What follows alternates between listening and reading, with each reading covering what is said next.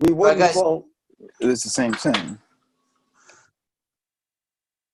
but guys, it could be that there's some sort of personality in that particular person that God uses. I mean, Matthew could be right in some degree that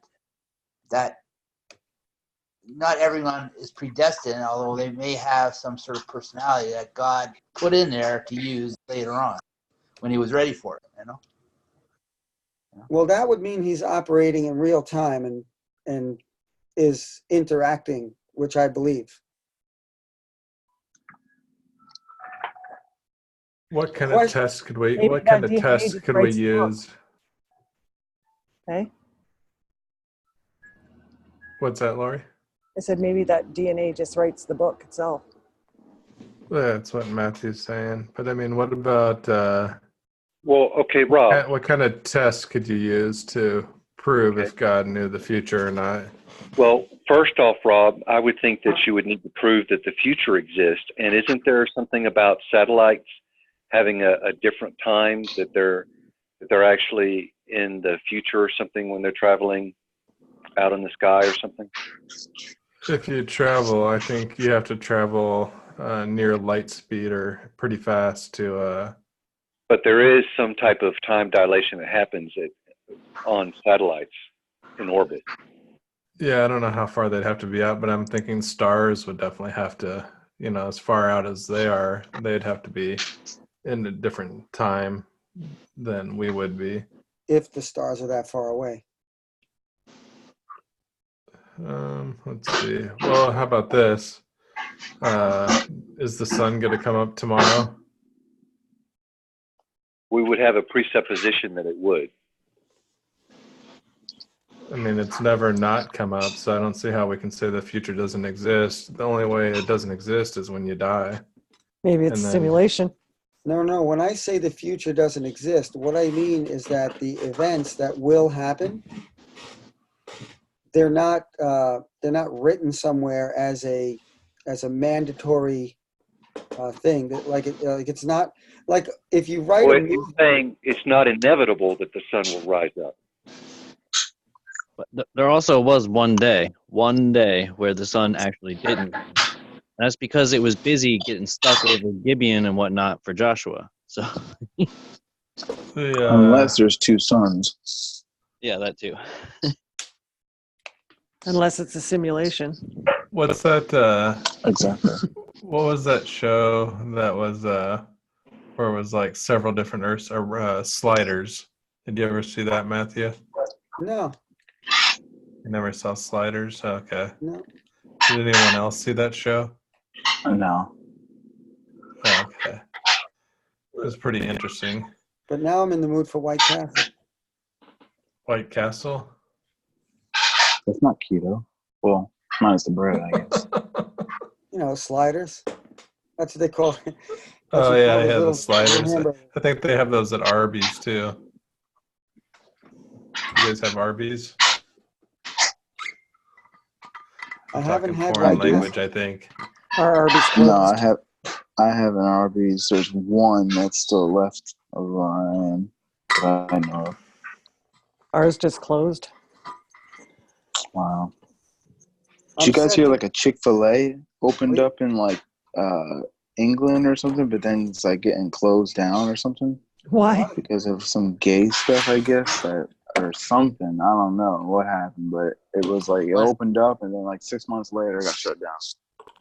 One just opened up. I guess their stance. One just opened up in Toronto, the first in Canada.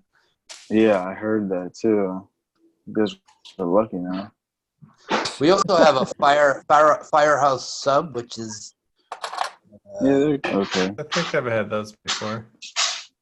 Which is, I think, the best. I like their meatball parmesan.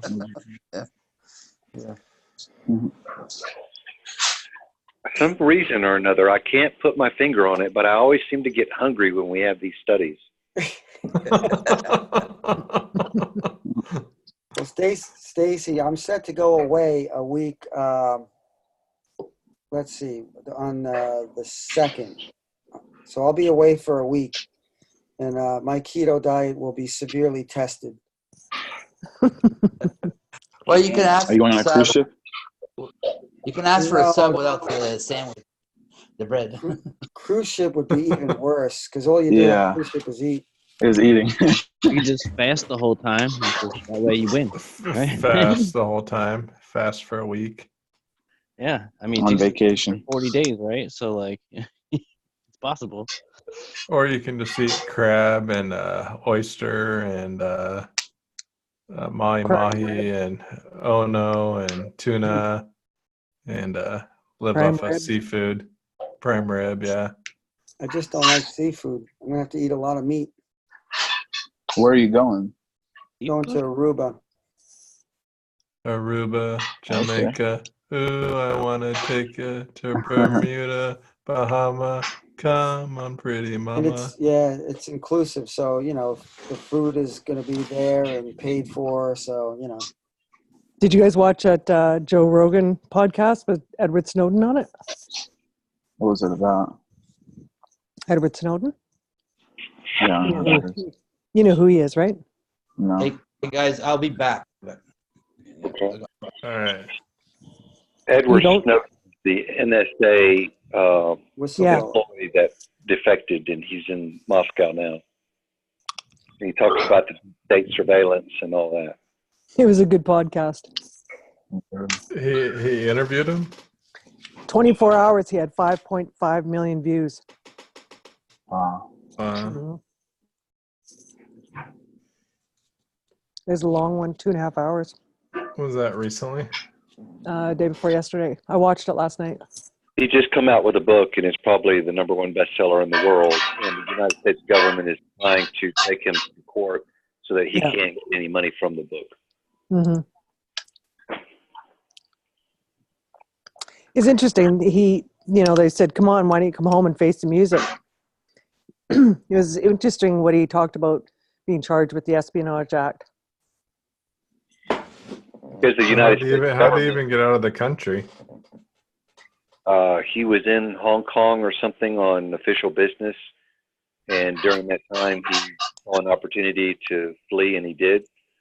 And then he was stuck Okay. in a Moscow airport for 48 hours or so before No, 3 months. 3 months before getting asylum. Yeah. But the thing is that the reason why he's not going to come back is because there is a legal trick that the government will use, and that is that they forbid the jury to know the reason why he did what he did. Yeah.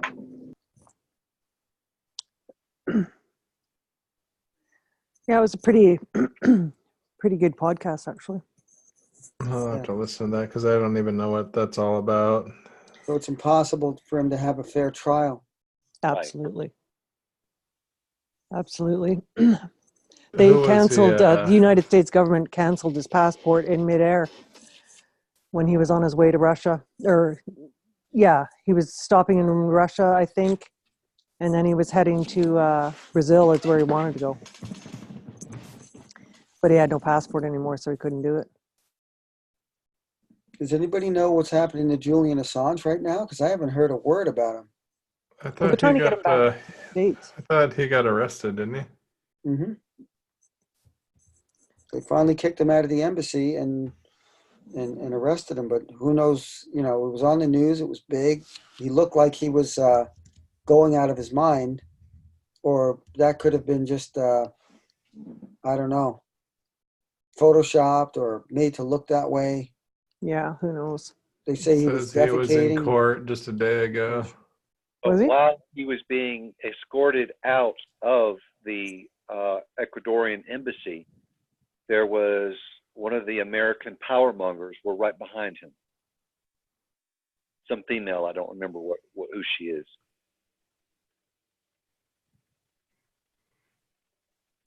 Sounds like he might be having a nervous breakdown or something.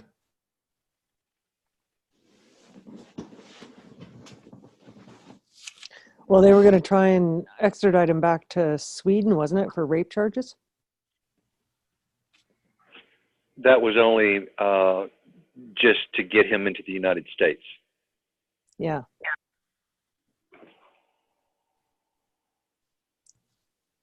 You guys are loved.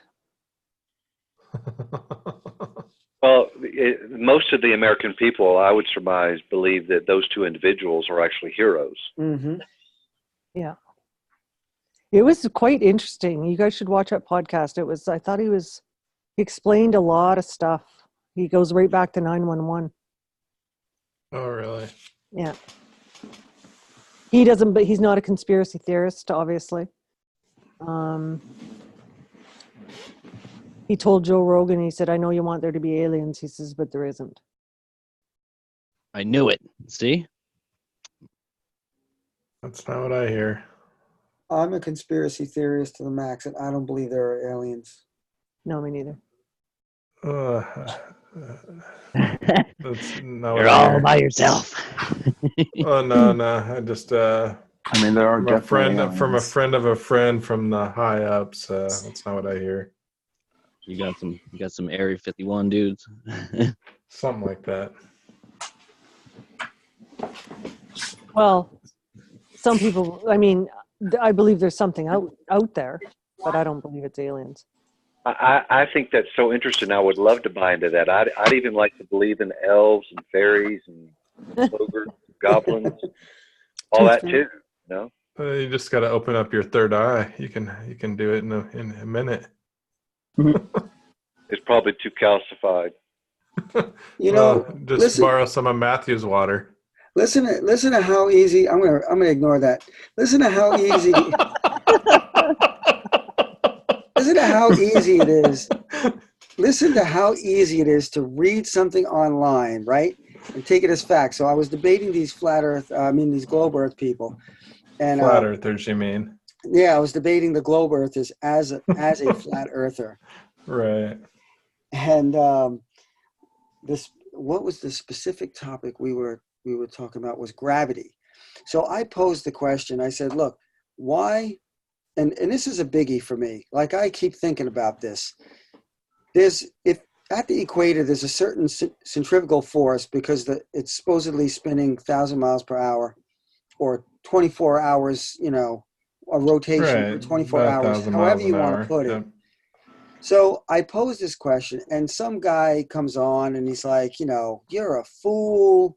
You could just Google it and I'll post. So he posts the link of his Google search. So I clicked on it, and I'm reading the articles that answer the question, do you weigh the same at the equators compared to the poles, pretty much. And what they say is there's a consensus. They all say the same thing.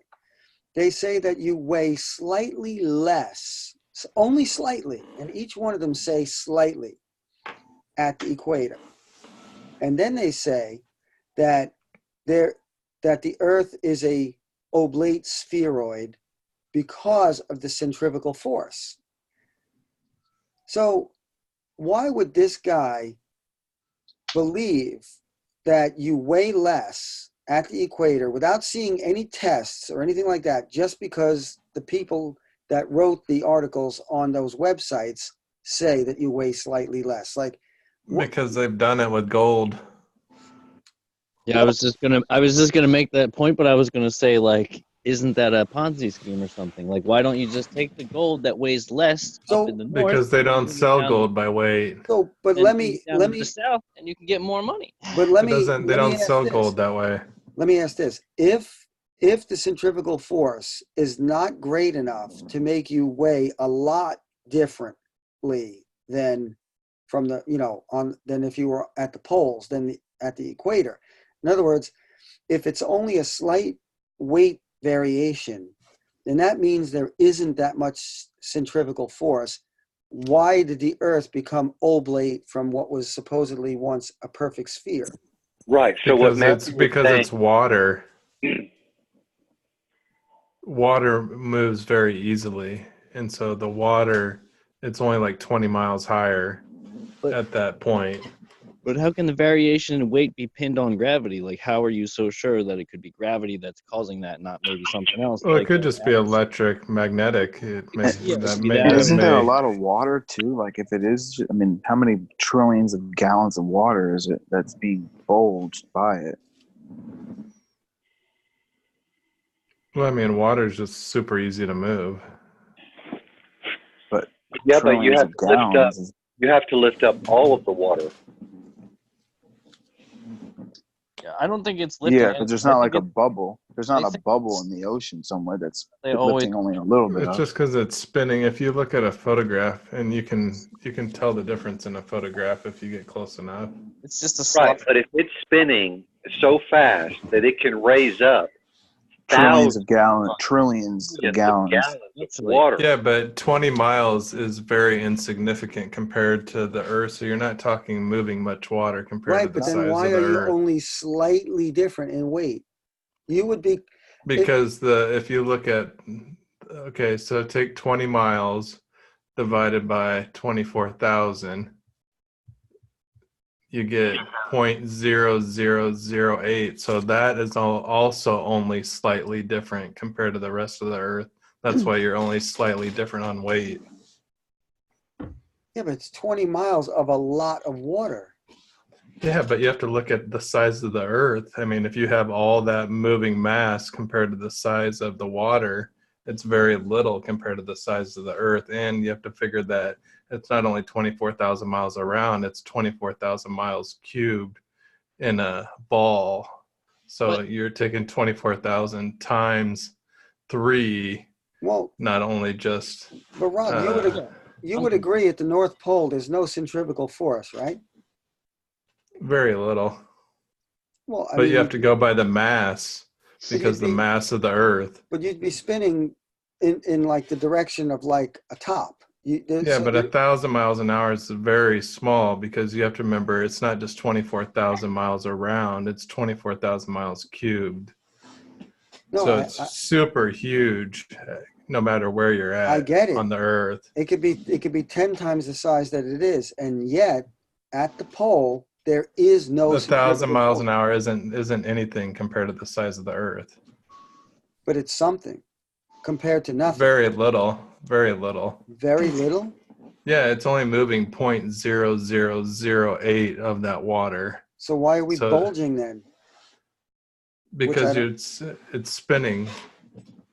Oh, see what I'm So see my it's only point? moving It's a point contradiction. Hey, zero right? no 0.0008 represents 20 miles. You have to look at things as relative to their size when you're Mhm. talking things. So then, does You that can't mean just that a say- person's weight is 0.008 of a different as well? It's I don't know the exact Is figure, it but a- it's negligible. But I mean, wouldn't it it can be be. the same ratio? I would imagine it's probably somewhere around that. Let's look it up. So nothing similar, but I think it kind of maybe is, but maybe you would disagree. But so the Earth is a ball with a whole bunch of water around it, according to you, like a squish ball, whatever. It might be an oblong, weird shape, whatever. It doesn't really matter. Same difference as a cup of coffee, right? It's you have liquid inside the cup. So the other day I was walking with my cup of coffee and I had something on the top so that I could see like where the water was, like where the coffee was. So as I was moving through my house and walking around in circles, like I could hold the coffee cup in my hand and like let's say the handle side of the cup was near my fingers, and then the piece of whatever was in the coffee was on the other side. If I moved myself and did a 180, the thing would move. Like all of the coffee stayed right where it was. The cup moved, but the coffee didn't move. It stayed right where it was. So you see the what I'm answer saying? to your question, Stacy, was close. It was 0.00 or excuse me 0.0035 for weight difference at the poles. So Well, Rob, that's larger. A little bit, yeah. But I have two more questions, please. All right. So, is there more water below the equator than above the equator? I don't know. How would you be able to tell? Because I hear all these different shapes of the Earth, but that Oh, I see what you're saying. There'd have to be more water because there's more land on the north. So yeah, there'd have to be more water. Yeah, doesn't that one guy Because Neil deGrasse Tyson? Asia and North America make up, he a says big it's portion. pear-shaped. He says it's pear-shaped. Yeah, pear shaped. But yet, when we see all these NASA photos, they're completely round. You know, Right. Well, why? that's Why not because just you can't do. You're Oh, looking it's so at you're looking slight. at 24,000 mile picture reduced to Oh. an inch big. I don't think Neil's talking about the water. He's talking about just the land underneath the water. So So, Rob, I have a question. Could you imagine for a moment that there is no gravity, yet we're on a spinning ball, right? So, Absolutely. so it's 25,000 miles in circumference. It's spinning at roughly 1,000 miles an hour at the equator, but there's no gravity. Would you fly off? Would you fly off if there's no gravity? Right. Picture there's no, like, change your thinking for a moment and say we're on a ball, it's spinning, but there's no gravity. Well, I mean, if there's no gravity, I mean, no matter where you're at on the Earth, you take one jump, you're gonna fall off. Except if you're at the pole. you don't even have to jump. You No, can just even at the pole, one step, you're gonna Why at the fall. pole? Yeah, But you're not because there's no spinning. gravity. But you're not being flung. You're just spinning around like a It top. doesn't make a difference if there's no gravity. You would just kind of You fall fly sideways. off. No, you would eventually fly off if it's flat around no matter what. As soon as you have no gravity, you would disappear. There's nothing to stop your action. Don't know about that. I think you're I mean, dodging. think about it. No gravity means that there's nothing to keep you from There's when atmosphere. you take an action, there has to be some type of opposite and equal reaction. Oh, but not always though. Depends on what kind of an environment you're in. Like if you try to light something on fire in a vacuum, it doesn't work. It won't light on fire because there's nothing to light on fire. Like there's no oxygen to burn, you can't light it on fire. Right? So it depends on the circumstances. But yeah, under our circumstances is what you're saying. See, but wait, hear me out for a second. Here's the point that I'm trying to make. They're telling us that the reason that we don't fly off at the equator or anywhere near the equator is because of gravity. That's the reason we don't fly off. Right? Because the Earth is such bigger mass compared to us. No, that's not what they say. That's what gravity means. Well, gravity is pulling us toward the center, no matter at what point of the Gravity is so-called- determined by a mass being larger than another mass. Okay, That's but how gravity works. whatever the Is that what's whatever the calculation is, if you ask a globe earther, hey, why don't I fly off on this so-called spinning ball? Every time they're going to say, because the gravity is pulling you toward the center. So my question remains, if you could walk really fast and go to the North Pole, how come you're not being squished by that same gravity? Because the Earth it's round. That's And not an answer. Yeah, it is, because the mass is equally pulling everywhere on the Earth, no But the matter where you're at centrifugal force any is time. So The if centrifugal force is so different. small, though. you're at the very The centrifugal force, you're thinking 1,000 is a big number, you would but get shredded. 1,000, the way you got to look at it, Matthew, is you got to take 24,000. Let's do the math, and you got to take that times 24,000. And then you got to take that times 24,000. If 1,000 is not a big number, then you wouldn't fly off. No, then you take that number and divide 1,000 by that number. 1,000 is minuscule compared to the size of the Earth. But again, that's an 1,000 assumption. miles an hour is very, very, very, very, very, very little. You're assuming that math globe though. Like, see, like if it's not a globe, then your math is useless. Like that's all. Well, the Earth is still the same size, no matter whether it's a flat or Yeah, but round. We know that it's a big. Doesn't it make a difference that we're also flying through the air at a certain speed?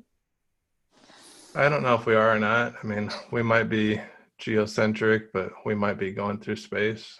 Isn't the mass of the Earth increasing over the years? I thought we lived in a what do they call that? A closed environment. Okay, can't then impose- there are no meteor showers that fall to Earth or anything of that sort. Yeah, and trees don't be making leaves every time. Like, come on, they're making new stuff. Well, no, Yeah, they're but things die though too. Yeah, but right. then stuff is still here. Like, All turn the to dust. things of nature are just taking the things that are already here and reorganizing it into something else, but not something that comes from space and lands on Earth like meteors. So technically, I it mean, should be growing in mass if all these you meteors would think with meteors, yeah.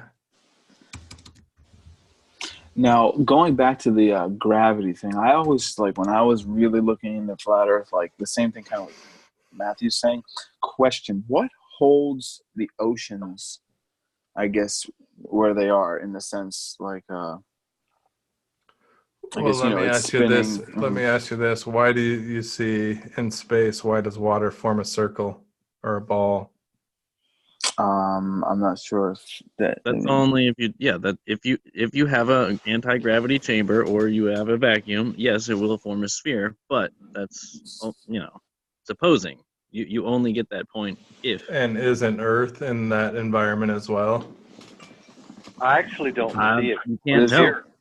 What I've seen globs of water is they're just big globs like amoebas. They go in and out. Yeah, I if mean, you give it a chance to settle for a few seconds, it's gonna form in a ball. Okay, so regardless, so I mean, isn't that something when water is outside of the atmosphere? No, they have atmosphere in the shuttle and those things when they do that. So you're saying so when I had asked about the oceans, like what's holding them in, you compared that to the water, like when an I would just astronaut. say anything in space forms a sphere naturally. So is the It's water natural. Atmospheric pressure. is the water in my cup that I can go pour? Is that going to do the same thing the water does for the astronauts? In a sense, if you look at it as a big Earth, your water is going to form a ball. It's going to Okay, form so a it ball. has But nothing if to you do with look at gravity. it, no, it has to do with gravity, or if you want to say electromagnetic. I think But it has. when you spill water and it lands on a concrete, it looks flat to you. But Surface if you tension. take a picture from Earth, it's round. It only on the top. I mean, water naturally goes to its lowest point. Well, there is atmospheric pressure too. So things that are. So my main thought, Are you saying when I like that think would cause about would round be- too, Stacy? Or If the world was round, then yes, the atmospheric yeah, I see pressure. what you're saying. Yeah, it would kind of push on it. Mhm. But it's the surface tension is also that's But why if you had a dome on a flat Earth, you could have pressure pressing it flat too, I guess. right. And we had more pressure, I think, back in the day, but it's less. I read a funny comment that I'll never forget. The only thing that flat earthers have to fear is sphere itself. Good one. I heard the other day that someone said I did 9 months on the inside, and I'm like we all did.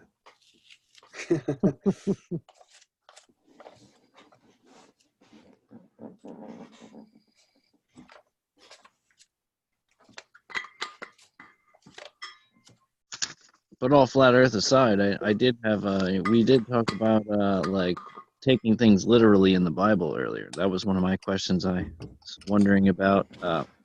You know how it does the whole wolf and lamb thing, right? The lion shall lay down with whatever, and the wolf will lay down with the lamb, and all these dudes. We're talking the Mandela effect here now, or Oh no, not at all. No. okay. No, I'm just saying that it seems to me when you're reading those that it's not because there's a lot of people out there that would say like, oh well, that hasn't happened yet. Like lions are still eating things. Like they didn't stop. They assume that this is meaning like. I remember I don't think it's meant to be literal if that's where you're going. Yeah, I remember when Zach was not trying to. a literal wolf and a literal lamb. I remember when Zach was trying to show me about full preterism, and I tend to take those animals literally, And I told him, I basically, left a mark in the sand. I said, well, if you can show me if this is covenantal as you say it is, each of these comparisons will be a clean animal versus an unclean animal. And we did, and it turned out that's the case. So I pretty much accepted that as covenantal from that point on. Just a quick throwback to the flat Earth thing here, real quick. Yeah. You can't have a flat Earth and have a day and night. Impossible. Yes, no, you can totally. Impossible. No, Impossible. it is Impossible. Not possible. Impossible. It's not impossible, Rob. It's not impossible. Look, if I have a flashlight in my backyard, 1.3 acres, yours is probably big too. You can't take a flashlight and put it over your whole yard. You can't do that. Oh yeah, I can see a light from my house that's 30 miles away. But you can't see a flashlight pointed at the ground. I could see a flashlight from 30 miles away. Pointing at you, though, yeah. The point is, like, you can see it because you're a giant compared to the flashlight. You have to put your eyeballs all the way down to the grass. You have to put your eyeballs way down there, and then I've taken a little flashlight.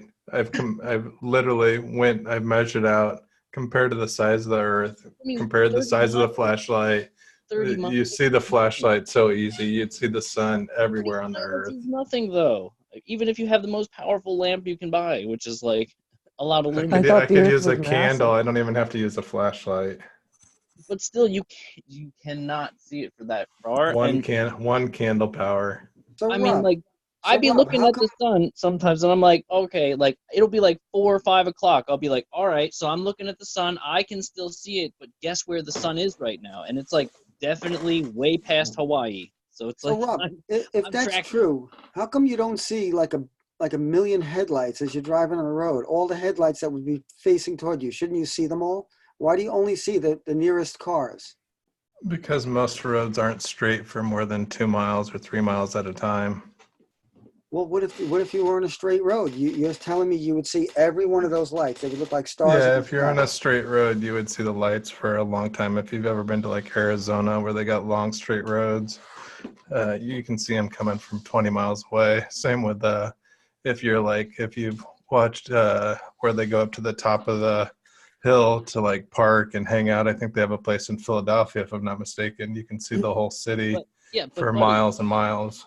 But again, 30 miles is nothing. It's minuscule to your 26,500. Yeah, but I took it to scale. Took a little flashlight, measured it out compared to the size of the Earth. There's no way. All right, I'm just saying. Can you see the candle from 30,000 miles away? 30,000 miles away? Yeah, can you see the candle? light from 30,000 miles away? Can you see it? You can see a candle from 30 miles, not 30,000 miles. Any kind of light. You pick any light you want in the entire universe. Can you see it from 30,000 miles away? Oh, yeah, definitely. I see stars every night. Every night I see stars that are over 30,000 miles away. That's an assumption. And if you don't want to say they're 30,000 miles away, then you'd have to say that, you have no proof they're hitting the Earth. I'm just saying that you don't have any proof of how far away they are, so you can't use it. You can't use things that you can't prove. That's thrown out in the court of law. You'd have to say that if they're not at least 30,000 miles away, you'd have to say they're about either very tiny.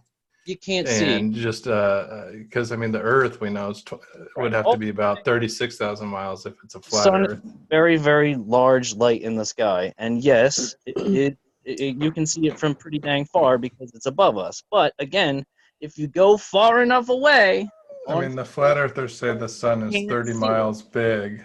If it's 30 miles big, they have to be in the sky at least 30 miles. The tabletop has an area. I can measure the area. I can get a flashlight. I can put it above here, and I can show you that from this point on the table, this many people on the table can see the light.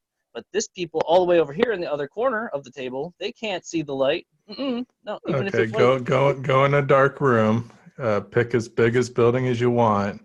You can't shrink get the cheapest AA flashlight you want. One from the 60s or 70s, and I guarantee you, everyone in that whole building, you can pick the biggest building on Earth, will be able to see that flashlight. You cannot do it on the scale that's required. You cannot do it.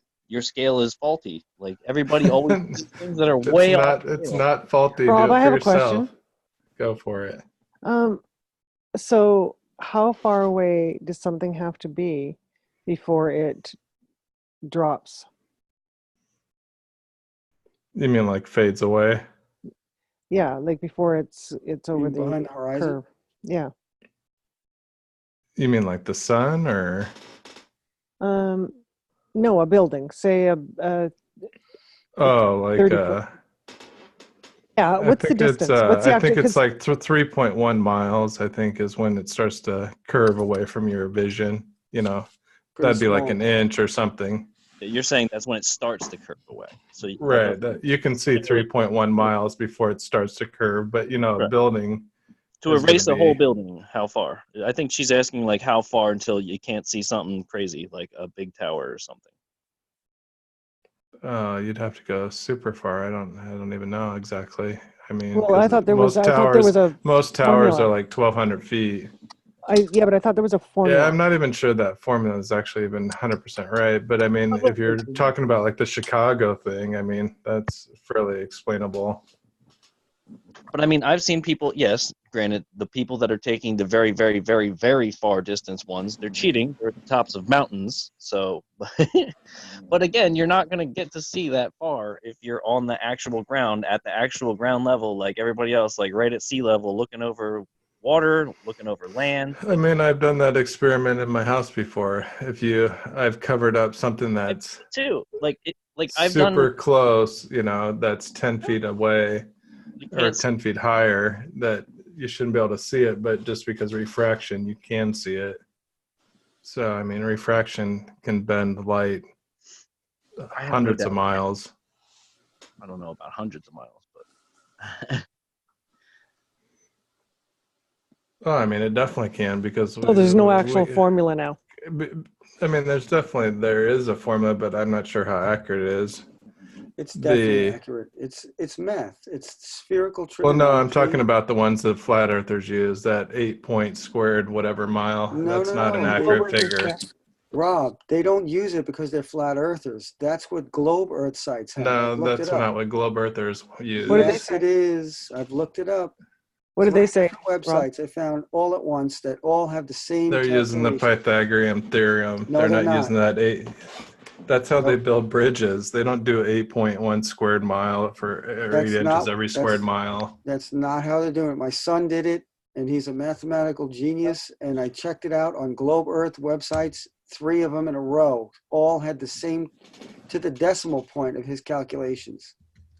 I mean, if you could actually show me one bridge anywhere, just anywhere where they actually are like seriously like, yes, we factored in this, and like if you can do that, like I will eat my words. But I guarantee you, no engineers ever have done calculation for curve. Every bridge that goes from Zach's house to Key West is used that. It's a flat bridge over flat water. It might have to account for some variations in going up and down, but it's not going over a curved arc that you can calculate. Because if it is, it should be easy. Like you should be able to just go right to the thing, and it says it right there, and it's like boom, you win.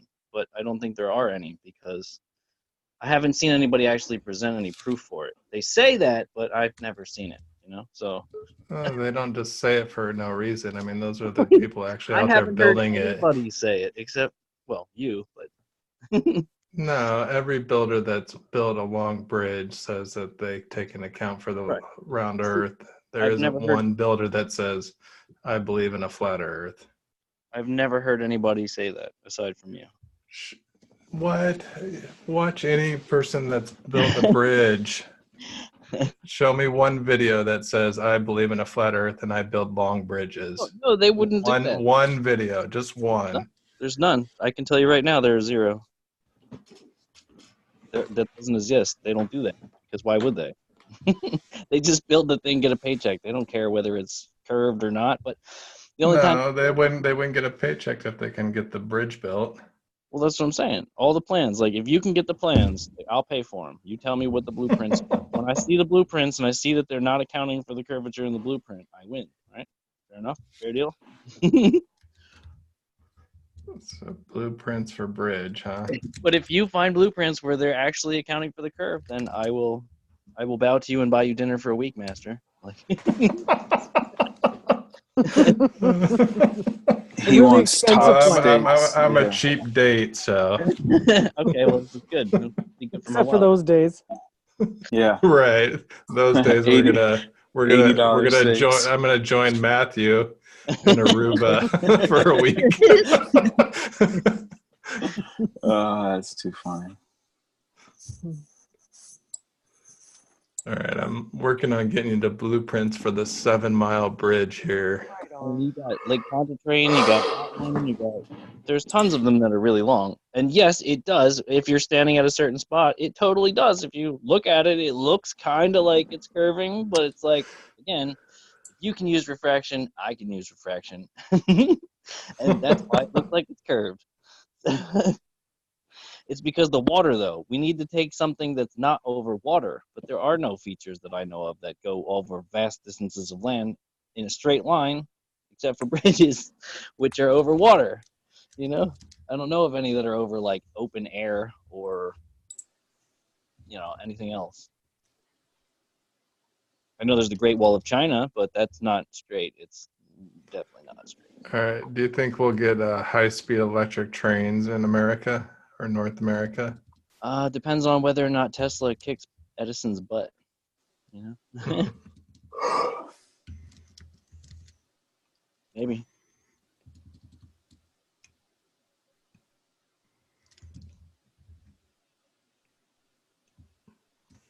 But it's definitely flat, definitely straight.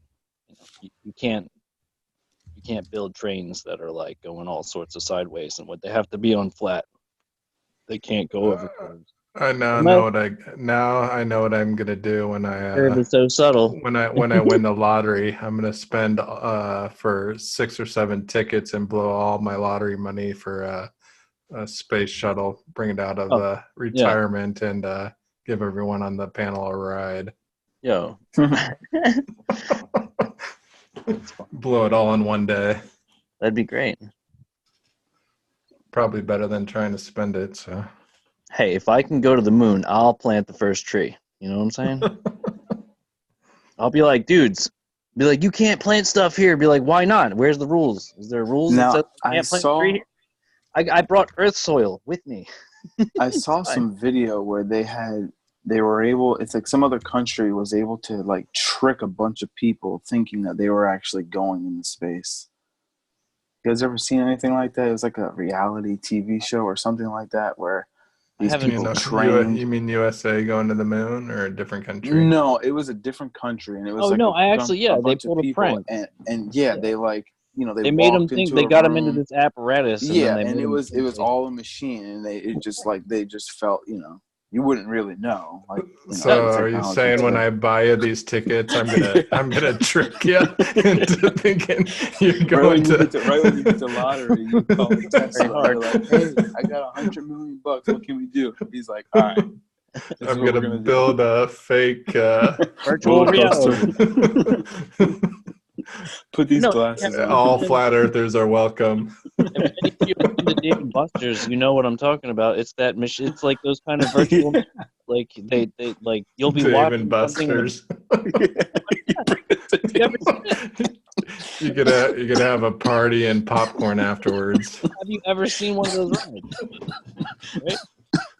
The ride, you watch a screen and you're like falling off of a mountain, like, and it's like a big thing, but your chair actually feels like everybody's chair that's in the thing watching it with you. It all feels like exactly. So like, it's supposed to be a gust of wind or something. Like, there's like little things underneath your chair that like on you and stuff. Like, it's like, oh my god, I got a mountain. Best We've got 50 it all million planned out. It's the best 50 million you've ever spent. Right. What is it? 7 tickets to Dave and Buster's. Right. I swear, guys, Dave and Buster's is where we go to get the launch. No, not what I was saying at all. God, that's too funny. Oh, We've God. reunited Dave and Buster's marketing department, and Oh, people dude, they're will gonna be be like these guys. lining up for trips to space.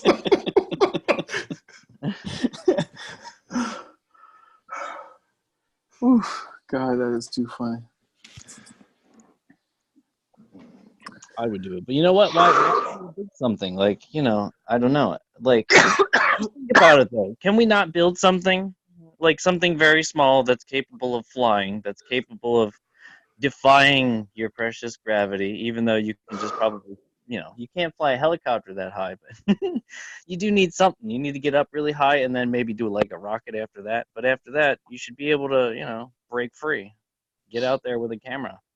But see, that's the thing. What happens? It has to be like a remote link camera or something so that you can see what it sees, because what if it never comes back? What if you actually get to space? You'll be like, never came back because it's still flying around up there. I don't know where it is. It can be like that one guy who put himself in a rocket and launched himself up. Yeah, there was that. He's a flat earther. I'm pretty sure he hurt himself and then failed. Yeah. I think he was okay. I don't think he broke anything. I think he was just. Yeah, he was okay after, but he did injure himself. Yeah. I mean, He that was guy's at David crazy. Buster's. I mean, he only went like 200 feet in the air, and I don't think that was high enough to see if it was round or not. I wouldn't expect him to do very good, being an amateur. I mean, why? But that's what I'm saying. Like, there's something you can do on a smaller scale where it doesn't involve your life being risked. Like, can't we just? Here, I've got the perfect scale. You I'm go just to the saying, basketball court. no, I'm Get saying yourself an orange ball, and you look at it, and I am much bigger than this ball. Therefore, I am like God, and Earth is a ball. Remote control. I'm talking remote control. If they're telling me that they're remote controlling something on Mars, they have the capability of remote control something that far away, that totally means that I should be able to build something that I can remote control all the way to China or wherever I want to. I could fly it to Hawaii. I could fly it to Hawaii. Like, it should be able to go anywhere. You can. It's a drone. You can do it. I don't think so. I think they have a range. I don't think you can do that. You can only go so far. That's the. I'm talking about the big drone plane ones, not just the little ones. Again, they can only go so far. If you don't have a tower nearby or something that can relay whatever it needs, like you're gonna. They got satellites all around the Earth. They can control everything now. Forever? Again, how do you? I Yes, mean, I did watch I'll this agree with TV you. show. They have satellites all around the Earth, but the satellites are all on the ground. I saw this TV show Welcome back, Victor. Where people were flying those airplanes, and they worked for the government, and they lived in Las Vegas, and they were fighting terrorists in the Middle East with those drones. But yes, I mean they can fly them from anywhere. I think maybe not over the North Pole or Antarctica. Maybe I don't know. You can't remote control it that far. Like, why not? I mean, maybe with a bunch of money, probably, but Rich, going to Mars, that's impossible. In very, very long remote control drones, and then we can make billions of dollars because we're the only ones that apparently know how to go farther than a mile. For like the retail sector, you know what I'm talking? Like, if you're going to go to Machu Picchu, you need to be able to fly to the next site without even leaving Machu Picchu. You know what I'm saying? Like, you got to have some range on this thing. That's how you explore the jungles that are unexplored in the deserts. Like, we can market this like we would make billions. Why aren't you on board? Well, listen, the real question is, you guys listen to Kanye West album yet? Yo, no. Oh no. Is it like a Christian album or? Yeah, he turned Christian. I heard he did. Yeah, no, the music is. I mean, it's. What did you say? But I think the album is literally called what is it? Jesus is Lord or something like that? Yo, is he a full preterist though? Is it really? Yeah. Yeah. Is it good? Is he full preterist? Yeah, it doesn't matter if he just believes in Jesus. No, is he a full preterist? That's the real question, right? We'll get him on here. We'll make him full preterist. Jesus is Lord. Jesus is King. Sorry, or is that the name of the? It looks like it's Jesus is King. Is Lord. So Matthew, Jesus is King. Is it okay? Oh Yeah. yeah, Jesus is King is the album. Jesus is Lord is the song. Yeah, I listened Well, to. Let Justin me Bieber's a see. Christian, isn't he? But Really? this is like solely a gospel album. Justin Bieber never released like a.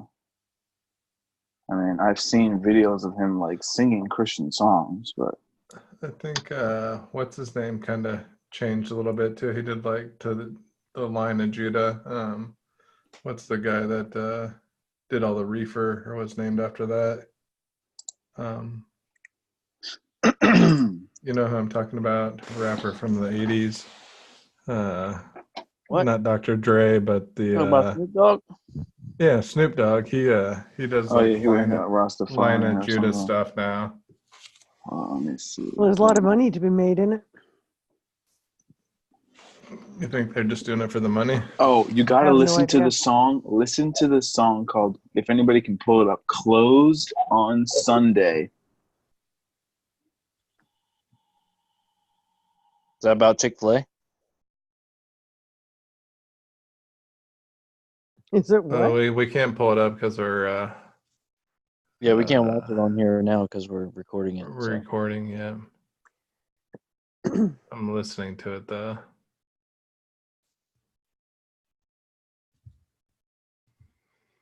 But no, it was a Chick-fil-A joke because. But no, closed on he Sunday. actually does mention Chick-fil-A, but it's actually pretty cool. He talks about like raising your child, like he's like, raise your daughter, like, and then raise your son, teaching him the word.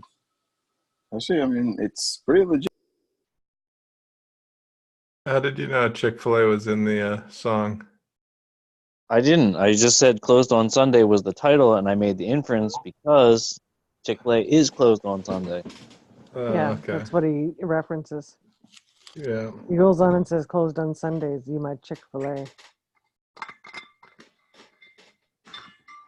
Although someone should tell him to change it, edit it to "Closed on Saturday." You know, you got the wrong day. Sorry. Tell me he's got the wrong Sabbath day. Yeah, he's definitely got the wrong day. So you can close on Sunday if you want, but that's not the day. So sorry. Yeah, I still think that they got that wrong. Most churches thinking that Sunday's the Sabbath day. I don't. Seems like Saturday's still the day.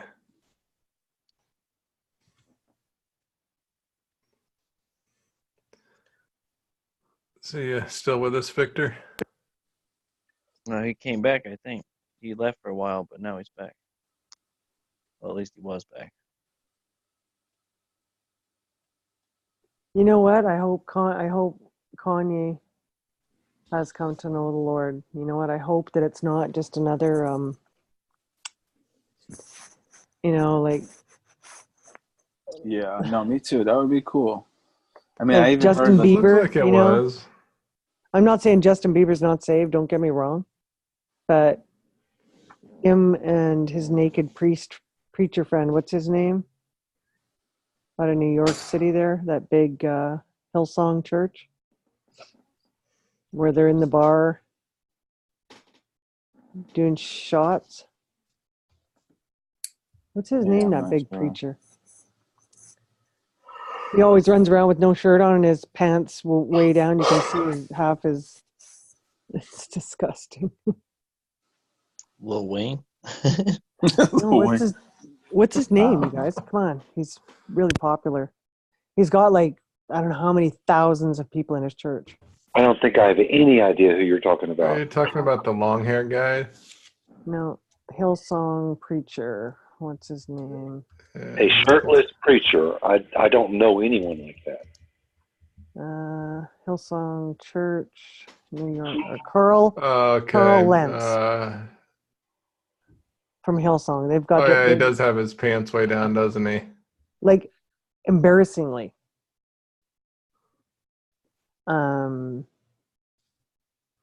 He was on the Oprah Winfrey show, and he was talking about. Oh, Is I don't it want to Carl pronounce it. Lentz? Is that his name? Yeah. I don't think I've ever seen him. Is he a singer or just a preacher? He's got that big church. I wonder how many Carl Lentz church. And it's I don't think I've ever seen him preach before.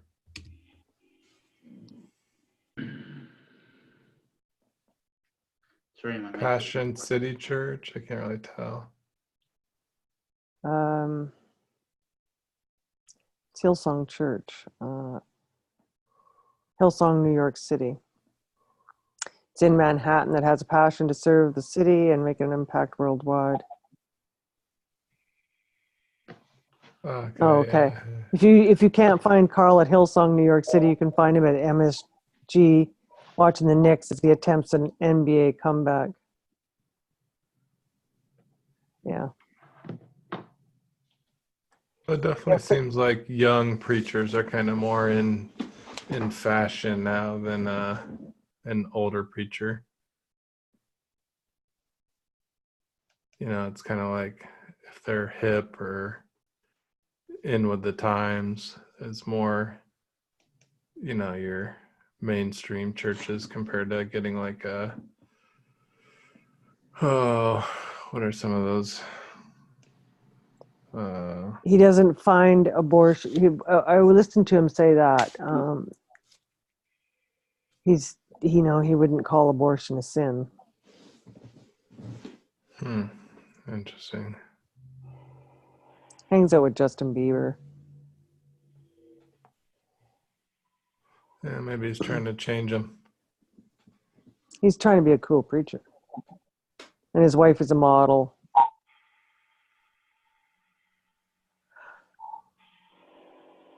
But see, if you say something against him, then you're judgmental, right? Do you know what I mean? You gotta, Right. It's like, I wouldn't let my daughter dress like that. I wouldn't let my son dress like that. Do you want your pastor dressing like that? Every guy's got to go shirtless sooner or later, but I mean, if you're a pastor, you're going to be in the limelight a little bit more. Type in shirtless. Carl Lentz shirtless. Oh yeah, I saw the picture and his pants were way down.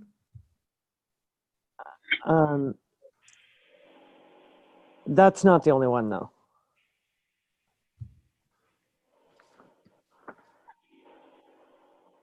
He's almost always shirtless.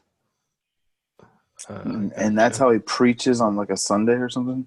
No, but that's how he's Like goes out and walks in stuff. public, yeah. Oh. I mean, who knows? You know, maybe I'm just getting old. I mean, at least he's not 50 pounds or 100 pounds overweight. You know, he definitely got the body to be I shirtless. don't really think that's the point, Rob. I'm pretty sure that's not the point I'm making, whether he's got a nice body or he doesn't. Shirt off.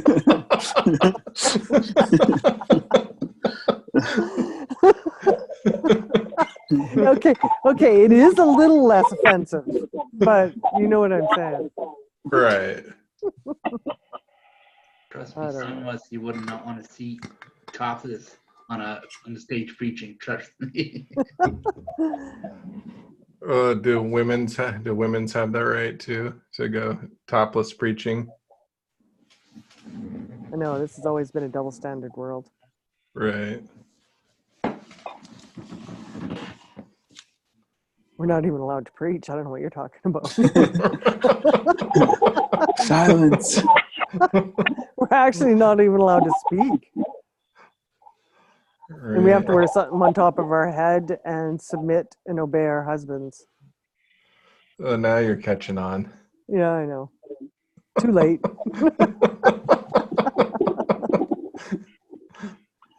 Oh my. You guys have some weird discussions. It's Friday night. The moon's out. I mean, we can easily go to Ezekiel. Yeah, for sure. Oh, jeez. You know, now that I remember, I think John the Baptist was topless when he was preaching, right? No, that's because he was taking a bath, though, isn't it? He was baptizing everybody. Anyways. I mean, why Yeah, are you but going we to have to be aware of our nakedness, apparently. We go back to Cool. Genesis for that one. A man is Was allowed he to have. topless when he was baptizing? No, it doesn't say that. Okay. Well, he said that he had a hairy body Camel's hair. and animal hair. Yeah. Hmm. Anyways. Well, did we want to do Ezekiel a little bit? Well, if we don't do it sometime, we're definitely never going to get through it. Yeah, we might as well. What are we up to? I believe we are on 8.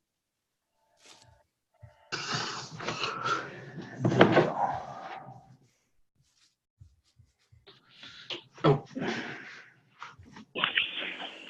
Wow, that's got 48 chapters. Yeah, that's what I'm saying. We'll never get through it. If it's pretty long, but they're pretty short. Actually, a lot of them are really short. So sometimes you can do like 5, 6, in one night. you say Ezekiel chapter 8? Yeah, that's Right. what we're up to so far. The couple days ago we did 6 and 7, and before that we did 1 to 5. So we're on 8, and then we'll do however many we get to, and yeah. The question is, who's going to read 8?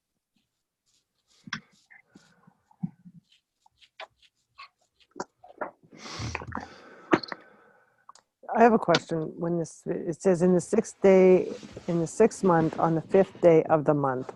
How can you have a question already? No, I'm just kidding. But yeah, I was wondering the same thing. So keep going. Of what year? Why couldn't they just say, 1961? You know what I'm saying? You already probably said it previously. Like it's probably back. Mine says in the 6th year. Did yours say Yeah. that? 6th year of what? 60 Probably exactly. the Huh? 6th year of the newly instated king.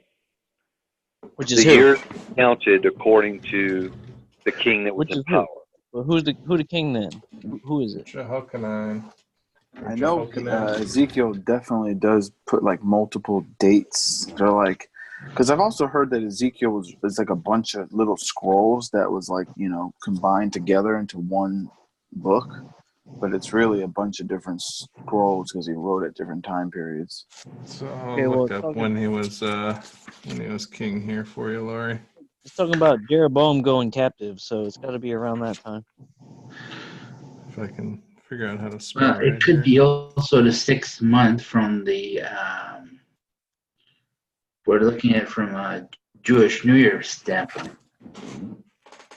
Right? Looks like Jehoiakim or Jehoiakim. I don't know. He ruled from 607 to 597, so it'd have been 601, I guess, or In the 6th year of the captivity, that's probably what it is. That's what I'm seeing. in the 6 years since he had been brought to Babylon as a prisoner. Yeah. Where's that So this timeline? isn't when he was king then? No, this has got to be the 6th year of the captivity, right? Why? This Because that's what it just said right there. It said, it came to pass in the 6th year. It doesn't say of what. So it's talking because the previous of what is them being taken captive. So I mean, this could have been 586 Israel then, idolatry. A remnant shall be or no, blessed. this could have been 580 or 600. Yeah, it wouldn't make sense that it'd be 600 because he was king then. So I would say that definitely puts the captivity starting at the destruction from 586 to 516. Otherwise, it can't work because he would have been king and been captive Right. in Babylon at the same time. He's not doing like Daniel in the fourth year of whatever dude's name reign. He's just saying in the 4th year or whatever. It came to pass in the 6th year of what? The answer is probably of the captivity. Were they all taken captive at the same time? I don't think so, hey? No. So it says I in this think that when we timeline, start the 70 years, I think it starts with the destruction of the temple. Yeah, I would So imagine this there's got to be a date that they're counting from. There has to be. year 605 was when King Daniel. Jehoiakim is taken captive also, but will return to the Judean throne.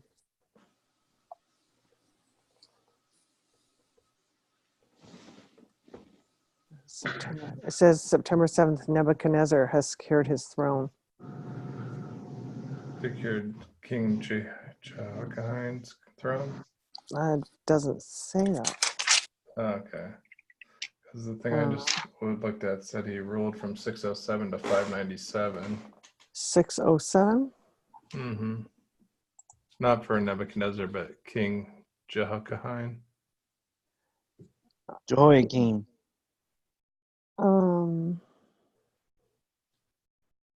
Here I can. Yeah, because here they're calling him General Nebuchadnezzar. I can. He took control of the Middle East in 605. Yeah, first the Assyrians they took away the first house, and then Nebuchadnezzar came and squashed the Assyrians and took everything over. Daniel is taken captive in 605. He's 23 years old.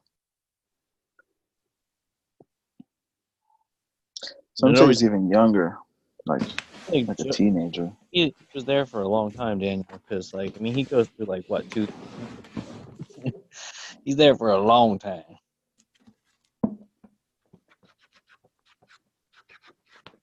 Well, shall we read it? Yeah, I think we should probably read it before we. Are you volunteering? I'm tempted to play my little King James reading thing. Oh no! Come on. I could do a better job. I'd be like, and it came to pass in the 6th year of the. Oh no, it's dramatized. It's pretty good. Oh, okay. Let's try it. But It sucks. As long as we're You're not going to get yeah, I don't want to get copyrighted, I don't are want to get Albert flagged because I don't know who. You're fine. It's probably fine if it's just like a program reading it. No, it's not a program. It's It's like a video. recording. Then, yeah. No, it's not a video, but it's audio. I'll read it. It's probably better if we read it though, because then we can read it with our little quirks and whatnot, rather than have some robot read it for us. Right. That's about the way I sound. It's like a robot, but let's see. Can you see my screen? We can. Okay. All right.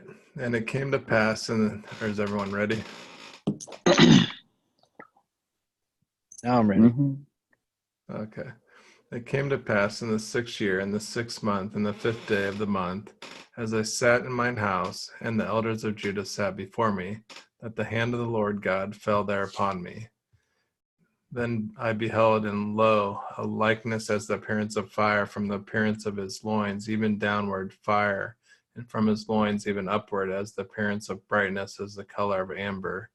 And he put forth the form of a hand, and took me by a lock of mine head, and the Spirit lifted me up between the earth and the heaven, and brought me in the visions of God to Jerusalem, to the door of the inner gate that looketh toward the north, where was the seat of the image of the jealousy, which provoketh to jealousy.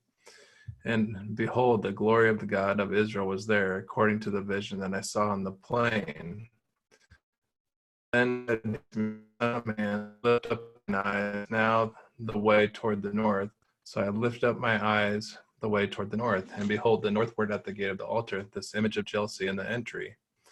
He said furthermore unto me, Son of man, seest thou what they do, even the great abominations that the house of Israel committeth here, that I should go far off from my sanctuary?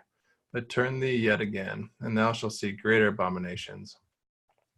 And he brought me to the door of the court, and when I looked, behold, a hole in the wall. Then said he unto me, Son of man, dig now in the wall. And when I had digged in the wall, behold, a door. And he said unto me, Go in and behold the wicked abominations that they do here. So I went in and saw, and behold, every form of creeping things and abominable beasts, and all the idols of the house of Israel portrayed upon the wall round about.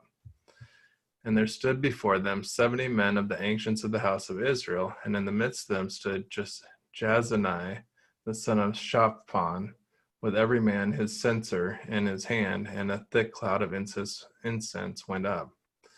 Then he said unto me, Son of man, hast thou seen what the ancients of the house of the Israel do in the dark? Every man in the chambers of his imagery. For they say, The Lord seeth us not. The Lord hath forsaken the earth. He said also unto me, Turn thee yet again, and thou shalt see greater abominations that they do. Then he brought me to the door of the gate of the Lord's house, which was towards the north. And behold, there sat women weeping for Tammuz. Then said he unto me, Hast thou seen this, O son of man? Turn thee yet again, and thou shalt see greater abominations than these. And he brought me into the inner court of the Lord's house, and behold, at the door of the temple of the Lord, between the porch and the altar were about 25 men, with their backs towards the temple of the Lord, and their faces toward the east, and they worshipped the sun toward the east. Then he said unto me, Hast thou seen this? Commissions, they have filled the land with violence and have returned to provoke me to anger, and lo, they put the branch to their nose. Therefore will I also deal in fury, mine eye shall not spare, neither will I have pity, and though they cry in mine ears with a loud voice, yet I will not hear them. I think that's interesting that he said the worship of the sun was like their greatest abomination. Isn't that what Yeah. Egypt did too? Yeah, totally.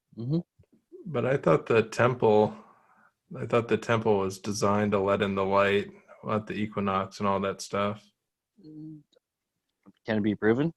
No, because it's destroyed. So all you have is whatever somebody wrote about it. So if they said that that's how it was, like, again, you might have it set up that way just so you know what time of the year it is. It has nothing to do with worshiping them. Like, they're not lining the things up so that they can be like, oh, I worship the sun. No, it's so that they know what time it is. You know, like, it's winter. Winter is coming, right? Isn't this Tammuz, like some false god? Yes, definitely Tammuz. Yeah. Look it up. Look it up right now. Google Tammuz, and you'll be like, "Oh my goodness!" It's like Ishtar goddess or something. Yeah, something like that. That's the son of Ishtar, yeah, or something like Yeah. that. But I did find it also. I mean, anybody who has something beforehand, but it says it says, then he brought me to the door of the gate of the Lord's house, which was towards the north. Right? This sounds a little familiar to me. I will sit, I will ascend above the clouds. I will sit on the sides of the north and all that. Sides of the north. Oh, let's see, which they talked about in a couple of different verses. Are you talking about 5? I was just saying there's something about the north. But if somebody has something before that, that's verse 14. 8:14 was the north verse, but other than that, Tammuz was 13. North and behold, why were they at the gate of the north? Well, again, gate of the north is just talking like who was to the north.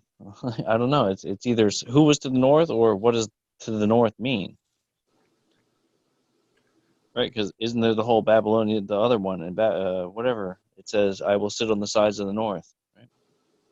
Well, why are you sitting on the sides of the north? What's so good about being in the north? Like, how is the tabernacle set up? We'll have to look into that. Maybe The it north has to side was do like with the north side was where like Moses was, but I don't know how that whole thing was set up necessarily. I don't remember. maybe it has to do with this here, the month of June, July, beginning with the summer solstice. Isn't that when the sun's at its most northern point?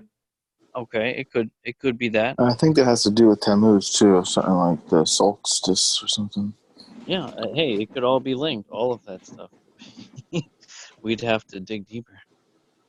But it definitely mentions Tammuz here, and that's a false god. That's a false idol right there. That's 100%. They're going to get minus points for that. Just write that in your copybook. Well, it even calls worshiping the sun even worse than weeping for Tammuz, doesn't it, though?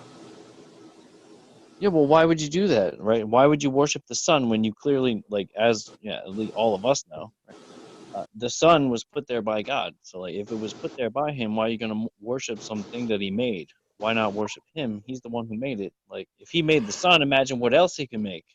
You know what I'm saying? He's going to get all excited about one of His creations. Like, calm down. It's just an iPhone, right? Well, Tammuz is the Babylonian god that was celebrated during the winter solstice when light started to increase into the world.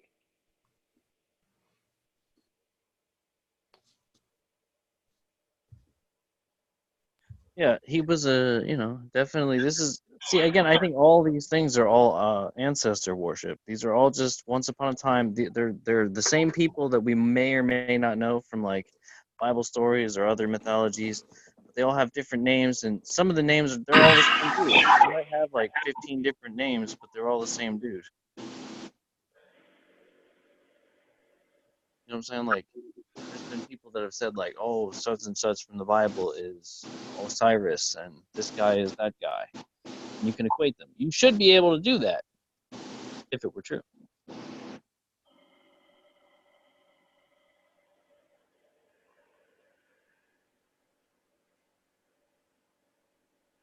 Evidently, this is the only time that word occurs, Ezekiel 8:14.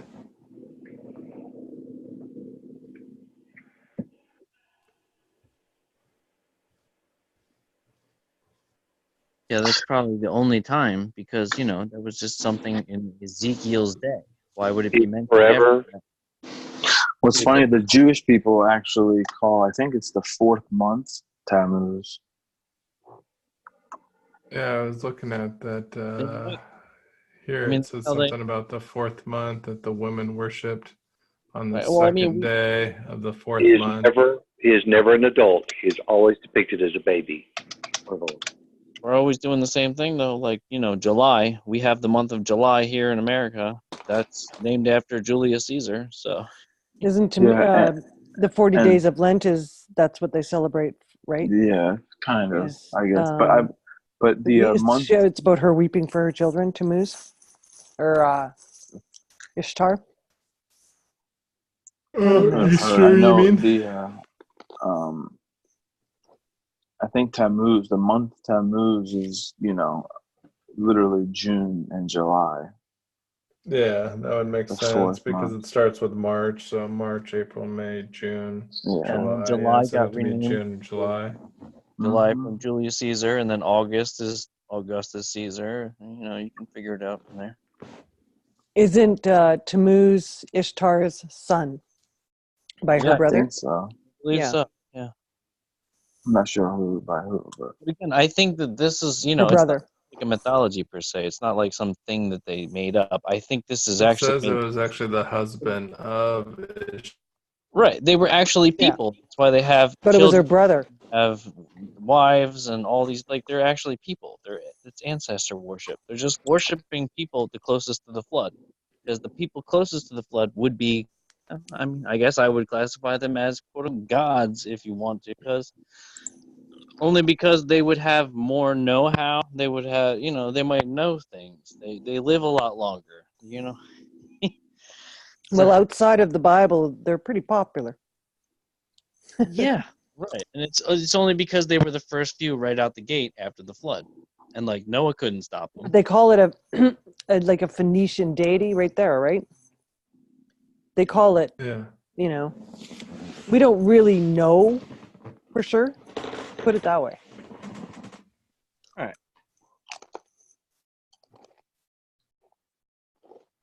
I wonder, have you guys ever looked into this Osiris thing? Yeah. Yeah, definitely. Just the other day I was looking into it. What about it? I mean, it's definitely Osiris as who, should I say? Who are they saying Osiris is? Well, isn't Osiris the same as Horus? No.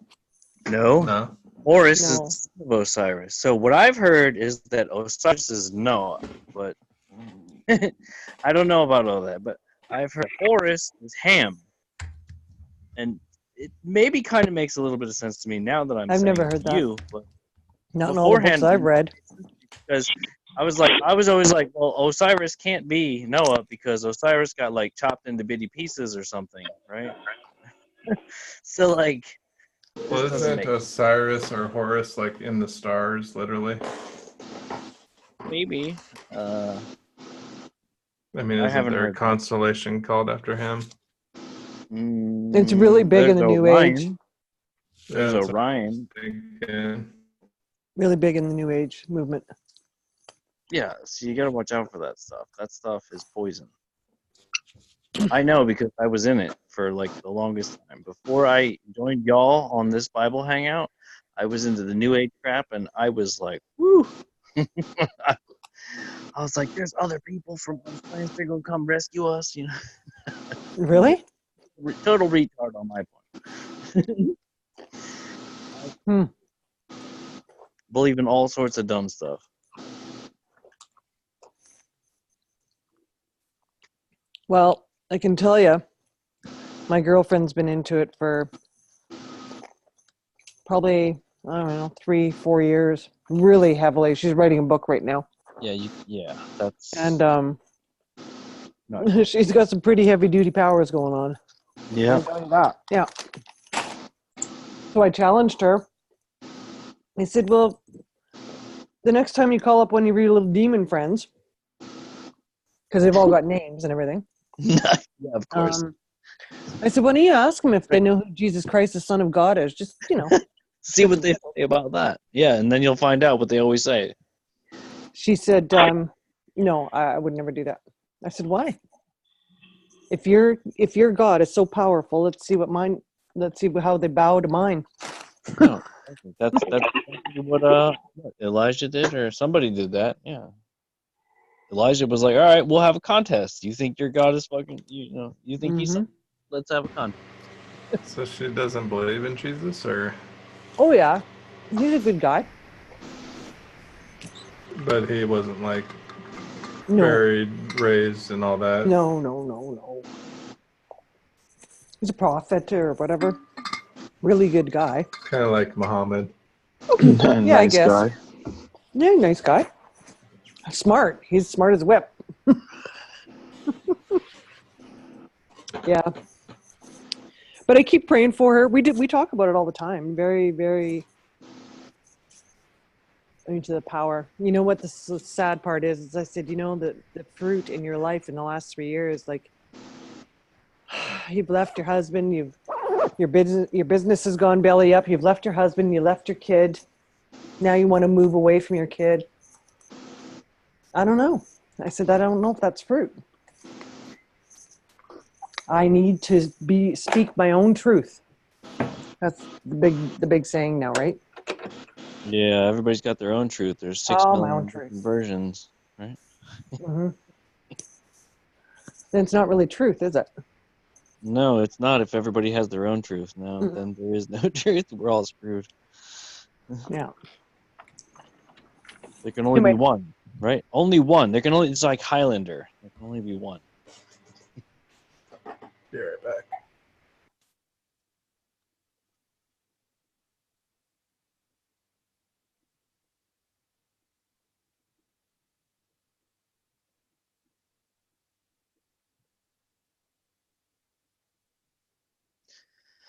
But I will say, in the beginning here in chapter 8, he's talking to Judah, or he's with the people of Judah.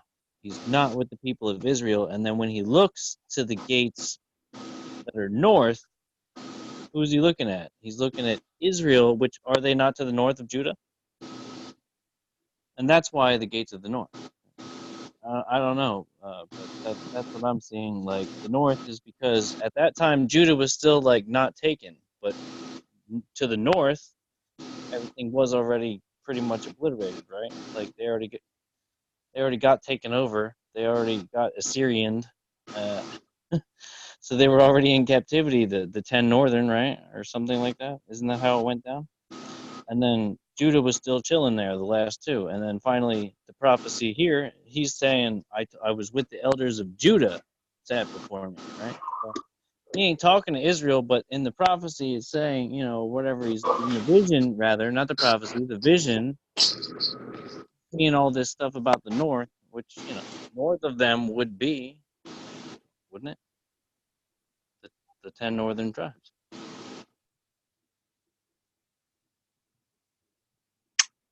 Was this the final exile before That was 70 AD?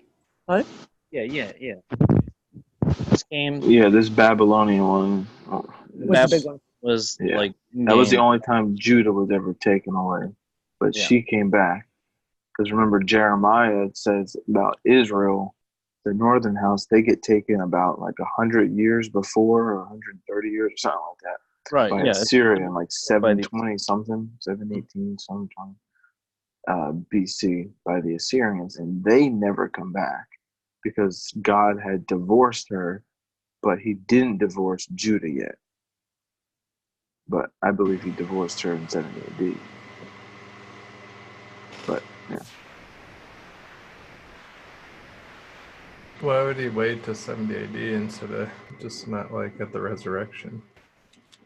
Well, because, he wasn't done with Israel after the cross. That's where the gospel was sent to first. It says it was first sent to the Jews, like to Israel, then to the Gentiles. you gather the lost sheep before you can, then you got all your sheep together and you're like, all right, cool. Now Yeah. sheep. I mean, yeah, Gentiles didn't even start getting saved. I mean, the first one in the Bible is Cornelius and his whole household. And that's not until the 10th chapter of the book of Acts. So it's like 7 years after. Gotcha. So We're I gonna kind of keep definitely going see. in Ezekiel, or Yeah. Who's next? I mean, the next chapter is very small. Very small. you still with us, Matthew? Yep, I am getting tired, but I'm still here. Well, if you read, you won't fall asleep. If I do, it'll be bad for the reading. I don't think so. I don't know. I think this only is your 11 chapter. verses. It's The like 10 chapter words. when Like, the This one's this Spirit chapter's leaves. like so small. Like, What's you that? can't even botch this. This is like not even half of a page. It's like so small. What did you say, Zach? This is what? I said, I think this is the chapter where like the Spirit departs or something like that. Oh, okay. A bit wrong though. No, I think that's coming up. 9, 10, and 11. I think that is. Okay. Where are we at, anyways? 9. Albert, We're at 9. we're at 9. Yeah, 9. We're at 9. Oh, we got far. Yeah, So we are at that chapter. we make progress. We split the sea in half and then we go all the way through before.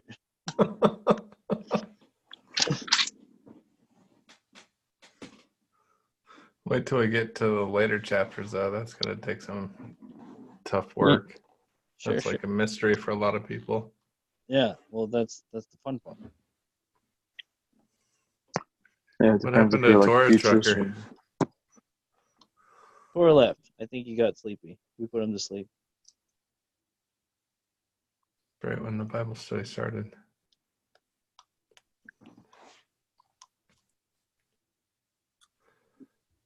I'm not asleep, but I am tired.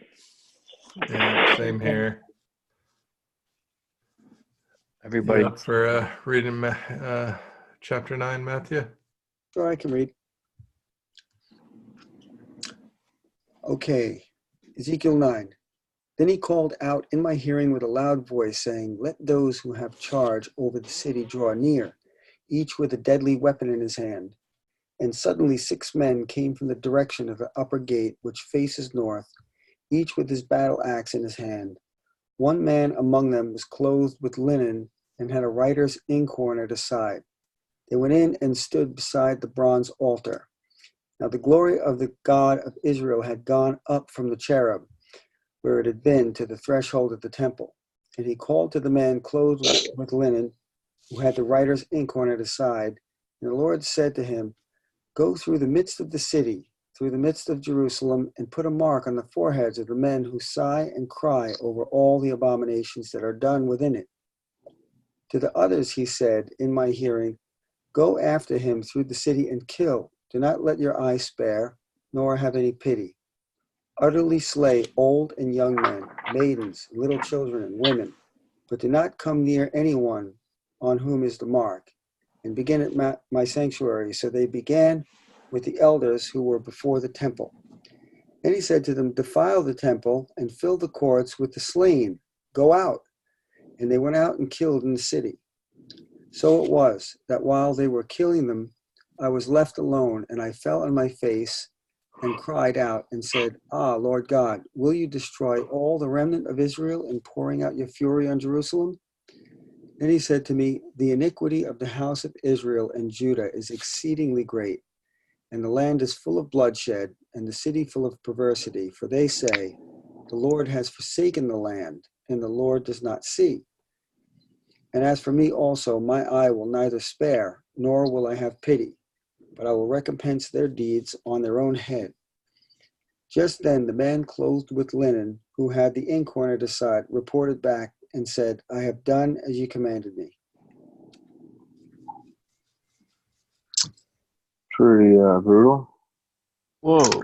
Wow. Okay, so there's a difference in my book versus your book.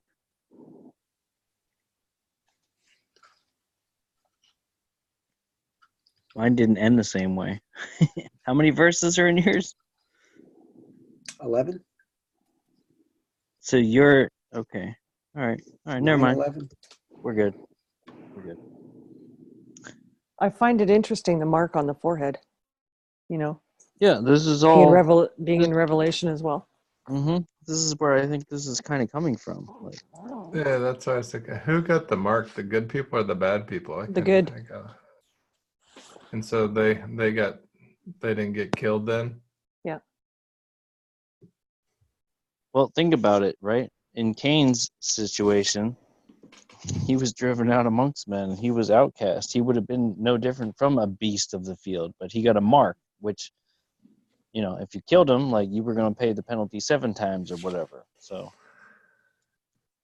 God protected this guy who was a sinner, basically. Like, he definitely killed his brother. That's a sin. So, but Do you think God they got was like like, nope, I'm not going to kill you, but you are going to be screwed. Do you think they got like the Wednesday ash mark on their forehead, or what is it that they're getting, you think?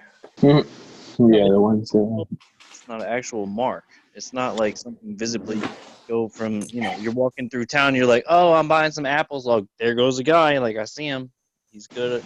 That guy's bad. He ain't got the mark. Like, no, it's not, it's not like that. It's like, it's probably more like kind of what the Jehovah's Witnesses do, actually, right? It's more like, it's your thoughts and your actions. It's not like a mark on your forehead, right? It's nothing you can see from outside. Besides, it's not something that's literally done anyway. Yeah, exactly. It has nothing to do with. So was this a vision? Literal mark. Mm-hmm. It's a prophecy. For when? It was definitely, well, this one might have been for back in Babylonian times, but the one in, for later is about 70 AD, which might also be in here at the end. I don't know. But nonetheless, you have 2 events, and that's the end of it, right? You don't have 3, 4, 5, 6, 7 times. Like, what is God just going to keep making temples and keep destroying them? That's ridiculous, right? Like, why would he do that? I could see him being like 1, 2. All right, you're done. That makes a lot more sense than 1, 2, 3, 4, 5. Even 3. 1, 2, 3. Like 3. Why do you get 3? You don't get 3. There's no 3. You don't get 3rd temple. You already messed up the 2nd time, and he took care of it with Jesus. So, like, I don't see why there's got to be a 3. Doesn't even make sense. See, I take this as definitely 70 AD, though. Right. Well, it could be. But what if the first portion applies to 1 and the second portion? That's why. Okay, go ahead. You know how Paul quotes Isaiah when he says, speaks. What is that quote about the remnant? Had there not been a remnant, it would have been like Sodom. It would have been like Gomorrah. Right. Okay. Well, over here, it's talking about the remnant being saved, basically, and that's why you have the destruction, but then you have the ones who are being saved. Just like in the vision we read earlier about the hair being divided up into 3s, a small amount is put in under his garment, like to be saved. Sure, that part might be for 70 AD, but the first part could totally still be 586 BC. Like, they could apply to both. The first was like the last. It happened one time, and then that's your first warning. Now, second time, you should be able to tell, right? You should be able to tell because it happened one time already before. But no, you're not going to get it right. Okay, well then you're going to get gathered together, and you're going to get burned in bundles, What aka. about the first part of Didn't they Ezekiel where it kill the says, bodies in the temple, though? what? So didn't they kill the bodies in the temple? Uh-huh. They didn't do that in 70 AD. Everyone was kicked out of the temple.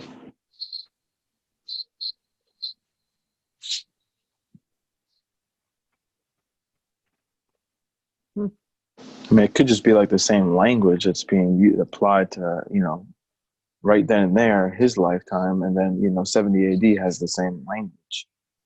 Doesn't necessarily mean it's, the same event. Because there's passages in Isaiah, like Isaiah chapters like 13 and 14 is definitely talking about Babylon in, that time period. Yeah, there's definitely But certain people would read that, but most people would read Isaiah chapter like 13 and 14 and say, oh no, that's future. But because the language spoken there is very, I guess, decreation, you have the heaven and earth being like, shaken, and the constellations not giving their light, and all this type of, apocalyptic language. Right. So what do you think it says when? What do you think it means when it says there in verse 3? So this is chapter 9. This is verse 3. It says, "And the glory of the God of Israel was gone up from the cherub whereupon he was to the threshold of the house, and he called to the man clothed with linen, which had the writer's inkhorn." This is a terrible translation, by the way. You read it. Ezekiel 9:3. It says, from the cherub. So for me, those cherub right there, that's over the Ark of the Covenant or something. Like it's leaving that spot where it was, over the two cherubs over the Ark of the Covenant. It left. It went bye-bye. That's what I see. What do you see? I don't know, wondering what that cherub thing meant too.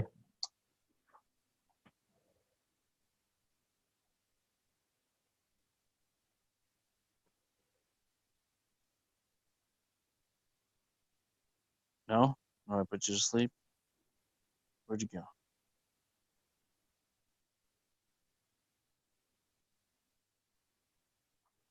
I don't think anyone knows. It's a little complicated. What? It's the cherub. The cherub. All right. So the ark was designed with the two cherub, right? And above that, Right. that's where God presided. So this is On Earth?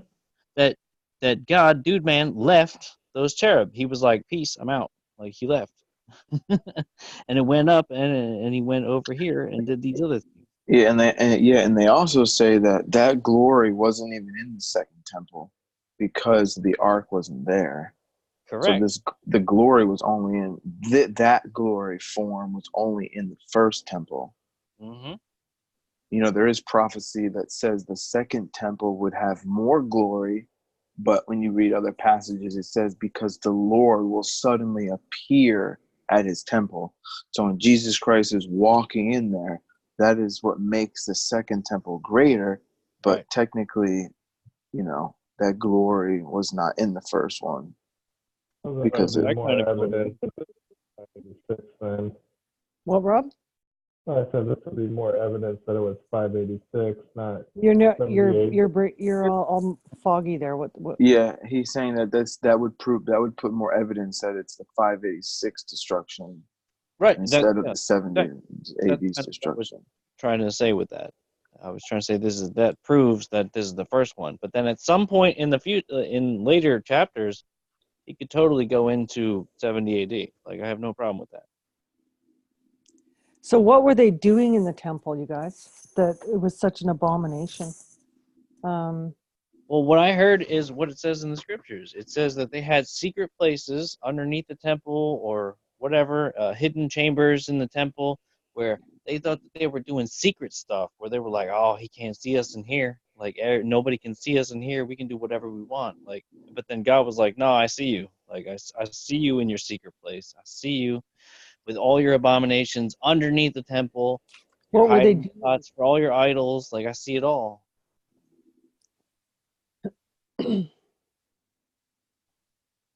What was that? They were reading John Calvin. That's probably it. Abominations. Right.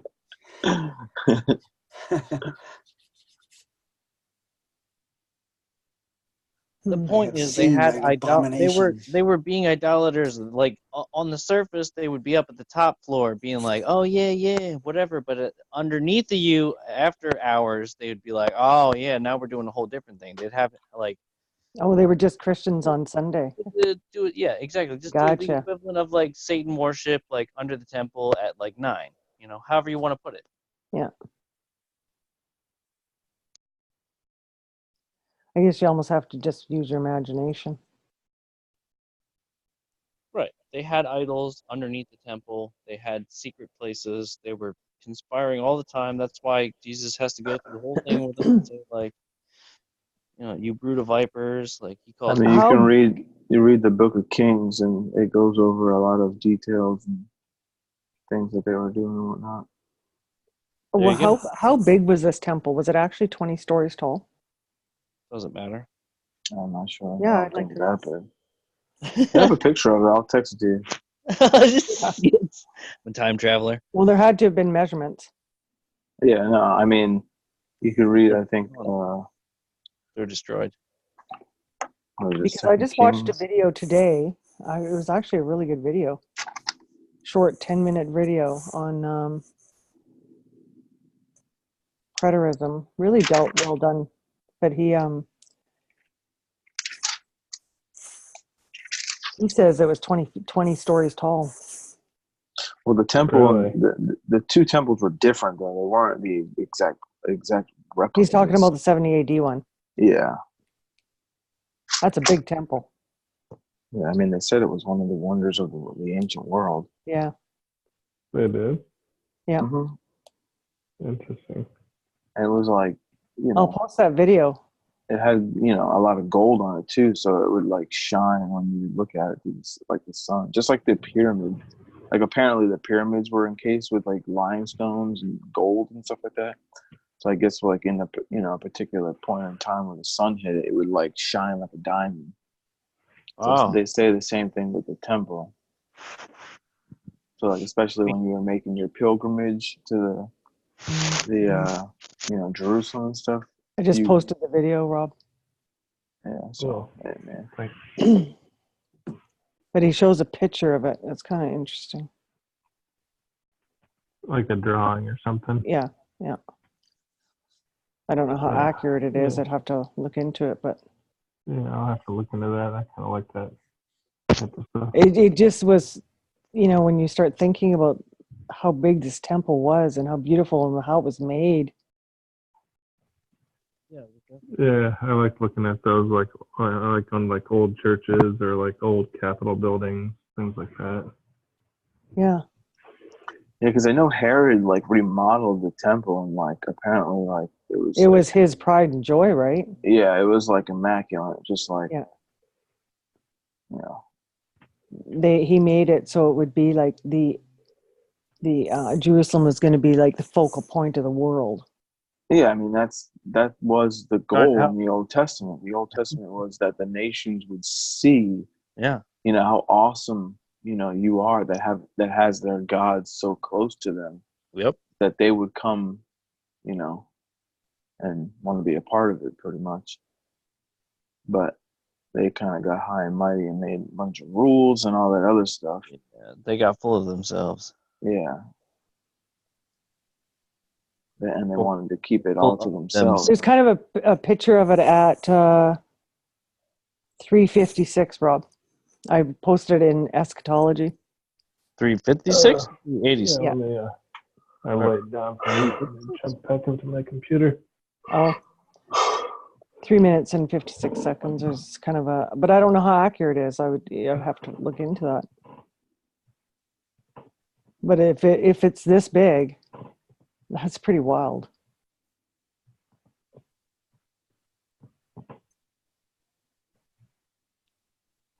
Stacy, how's your singing voice?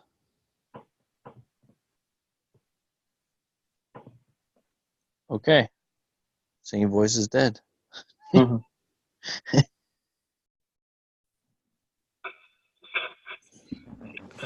mind. What was that? What was that made of? That temple? Limestone, Limestone? laden with Yeah, gold. that looks like a big area. Yeah. I mean, even that wall, isn't that wall still there? No. I mean, isn't I don't What's see how it could be when it says that. That's Well, not maybe the it was wall of just the temple. No. Yeah. it's not the wall of the temple, it's just some other wall. Yeah, Well, it apparently it's can't like be a because it Roman said fortress. Yeah, that's funny too. The one where they put the little notes and prayers in. Yeah, they believe that's the outer western wall of the temple, but it's not. Christ I said mean, it would all be Jesus, torn down. Jesus literally says not one stone would be left upon another. And it makes sense because the whole thing, there was so much gold in there that's when the Romans went in there, they actually, took it all. Just like Nebuchadnezzar did, when he went in, he took all that stuff too. That's why when, in Daniel chapter 5, they were drinking from the holy, cups The or whatever, cups. because they took it. Isn't that when the writing on the wall came? Yeah, and that's when they got pretty much immersed in one day. They what? They got Babylon got taken over by the Medes in that chapter as well. Like in one day, 1 hour, however long that period took.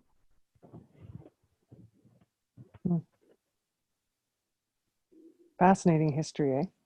Uh-huh. And we're just Gentiles, man. It's funny because I saw earlier in the scriptures, it said in one of the versions, it said title king of Goyim. It's like that's kind of what they view Gentiles as, like the Gentiles of Goyim. But it's like his name was title. It has nothing to do with oceans, right?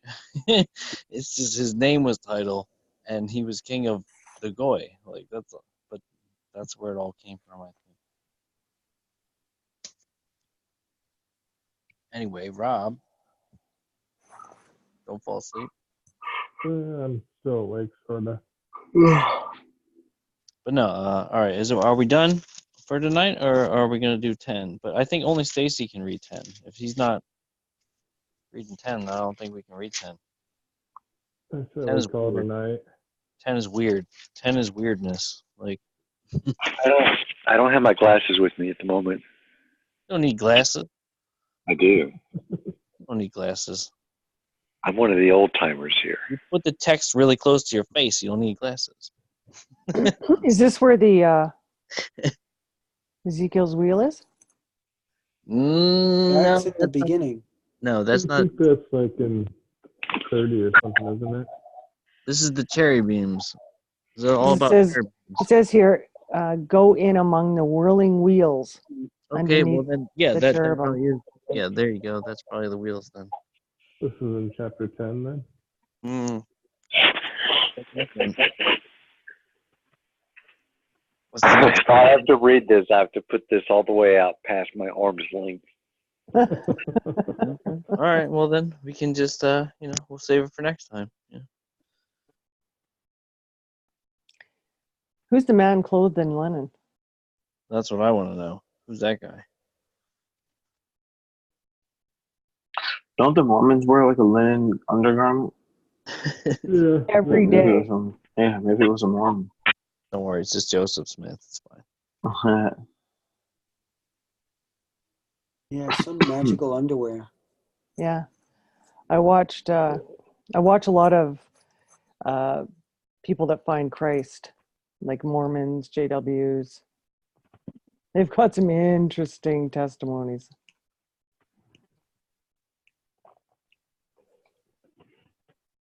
Was it Ezekiel that was close in linen? Are you talking to us, Rob? Yeah. What'd you say? So I said, was it Ezekiel that was clothed in linen? Or who was it? I don't know. Because I saw it kept referring to Ezekiel Oh as my son of gosh! man, Like wasn't it? I just read this little part right here. Oh my gosh, it's ridiculous. What I like. You'd have to read it. Read it. I mean, it says right here, just the little part that I have, just right here. It says, "Then I looked, and behold, in the firmament that was above the head of the cherubims, there appeared over them, as it were, a sapphire stone, as the appearance of the likeness of a throne." So imagine you have the two cherubim over top of the Ark of the Covenant, and the glory is there, and then above, or whatever, something above the two cherubims makes a sapphire kind of stone appearance of the likeness of a throne, right? And then it says, "And he spake unto the man clothed with linen, and said, Go in between the wheels, even under the cherub." What wheels? There was no wheels before this. Was the Cherub. man clothed in linen Christ, or is it Ezekiel? Yeah, it's Ezekiel. I don't know. Like I'm just saying, like the cherub, and feel thine hand with coals of fire from between the cherubims, and scatter them over the city. I don't know what he's saying there, but in the beginning, he was saying the throne. To me, that was just saying like an appearance was like the sapphire stone, the appearance of like there's a throne. He was talking to the man clothed in linen. That, to me, that just sounded like he was This saying sounds pretty that wild. was God the Father from the throne telling the man clothed in linen, Jesus or something, like do this or whatever. This I one don't know. says, It and could he. the prophet though as well, just as easily. Like it could have been tell the man. This one says, he went in before my eyes.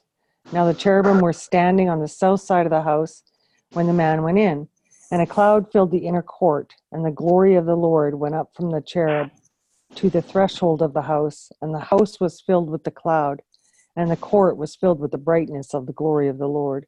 And the sound of the wings of the cherubim were heard as far as the outer court, like the voice of God Almighty when he speaks. That's quite the picture. I'd say very loud ordeal. He ain't trying to be quiet about it, that's for sure. These cherub are pretty powerful if this is, you know what I mean? Yeah, no doubt. They're moving, at least it seems. They're pretty powerful. Again, is it really actually like a cherubim, like an actual dude or something? Or is it all just, like what is a cherubim and why has he got wings? Uh-huh.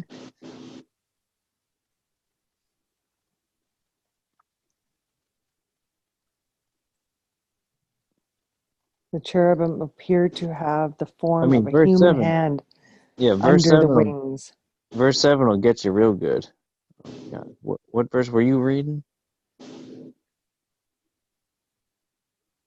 Then Remember the 8. wing. The cherubim appeared to have the form of a human hand under their wings. Bro,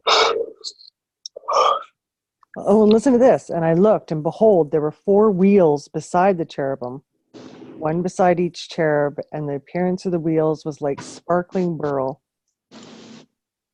Wow. that Kind yeah, of sounds like the a wheels are a wagon. sparkling barrel. What is barrel? You know what a barrel? Isn't beryl a stone? Yeah, but what kind of a stone? I don't know. I'll find out. Sapphire. Is it a sapphire? Well, it kind of Well, sounds like a sapphires and rubies are the same thing. So if you want to really, yeah, sapphire. That's my final answer. Let's see if I'm right. Everybody's dropping. It's fine. four wheels kind of sounds like a wagon a little bit. It does, but they're made out of beryl. This is an aquamarine emerald. Which is sapphire. Sapphire is black. Aquamarine is like Blue. right, kind of greenish blue. Beryl, whatever beryl is, that's it. I thought it was sapphire, ruby / ruby. They're the same thing. Blue, red. It's just a matter of what elements they have in them. The name sapphire can also apply to, no, it's not ruby red, another corundum variety found naturally by searching through certain sedimentary conum. Right. So sapphire is red. Blue. The blue. Sapphire. Well, that's not. Hang on. The red is the ruby, but it's really just the same thing. No, I think sapphire is red because Christ is described as red sapphire, I think. No, Okay. sapphire is blue. Is it blue? Royal blue. Really? That's what it says here, yeah. I mean, I know what color a sapphire is. I go to the I have gems. But yeah, I'm maybe back in the day I could say maybe there was something, but no, red is ruby, emerald is green, and blue is sapphire. But emerald, ruby, and sapphire are not the same, but sapphire and ruby are the same. They're the same thing. One just has more concentration of one element, which makes it red, so therefore it's ruby. It just has more violet. Yeah, it's just still a sapphire. And sapphire is beryl. I'm pretty sure. Sapphire, hang on. Beryl is the whatever you want to call it. The I original. think beryl might come in different colors. Sure. Yeah, exactly. Aquamarine and emerald and Mm-hmm. morganite. Morganite. Mm-hmm. Pure beryl is colorless. I think Morganite's It is pink. frequently tinted by impurities. Possible colors are green, blue, yellow, red, and Right. white. Right. Interesting. So when he tells you that he's covered in beryl, like, what does that mean to you? Crystal clear. Yeah. Oh, so it's see-through. Okay, interesting. I haven't thought of it that way. Yeah, Well, it says it's colorless. I would say it would be clear. I don't know. It says colorless. It says that. Well, it says pure beryl is colorless, Okay. All right. Fair enough. but it is frequently tinted by impurities. Colors are green, blue, yellow, and red. Okay. All right. That's interesting. Well, what are the wheels then? Who knows? I didn't even try and figure that out. And when the cherubim lift up their wings to mount up from the earth, the same wheels also turn, not fro beside them. What? What? Like, doesn't make sense. Well, I'm going to bed. I got to work early. Oh, just like everyone else. Okay, fair enough. Yeah. Don't you work tomorrow? I do. Do not. I actually work today, so I have to work Sunday though. But Oh, really? not tomorrow. Tomorrow's Saturday. That's my day off, right? It's like, what are you talking about? I don't work tomorrow. I've always liked working Saturdays. I suppose I you don't know could. why. Yeah. I just, when I get a Saturday off, it's too busy to go out and do anything. I'm not used to that. I like Mondays. You go downtown, there's nobody around. Like you can go grocery shopping without. Yeah, I hate traffic, so like I want to go on the day where there's the least amount of traffic. Exactly. Alrighty, Albert, have a good night, and we'll talk to you again Monday. Indeed, have a good one. Okay, good night. Night.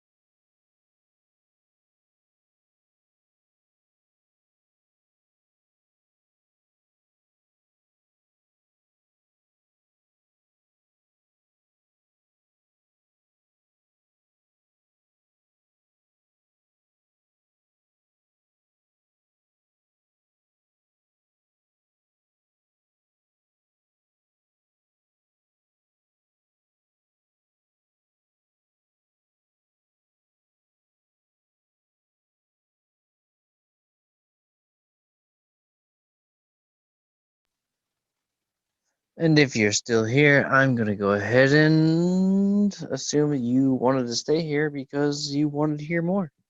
I don't know why else you would stay later than everybody else left.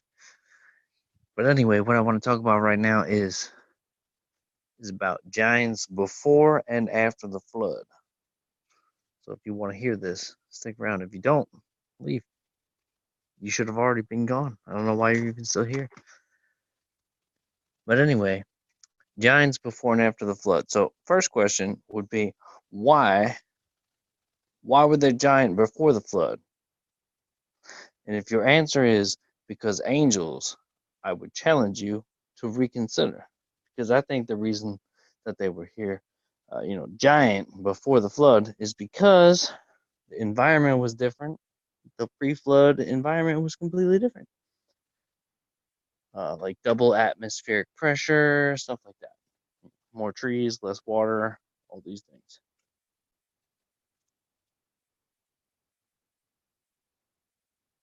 And so if you have pre-flood giants, and that's just like a normal thing, right? So everybody's going to be like, they're just all giant. It says in Genesis 6, like there were giants on the earth in those days.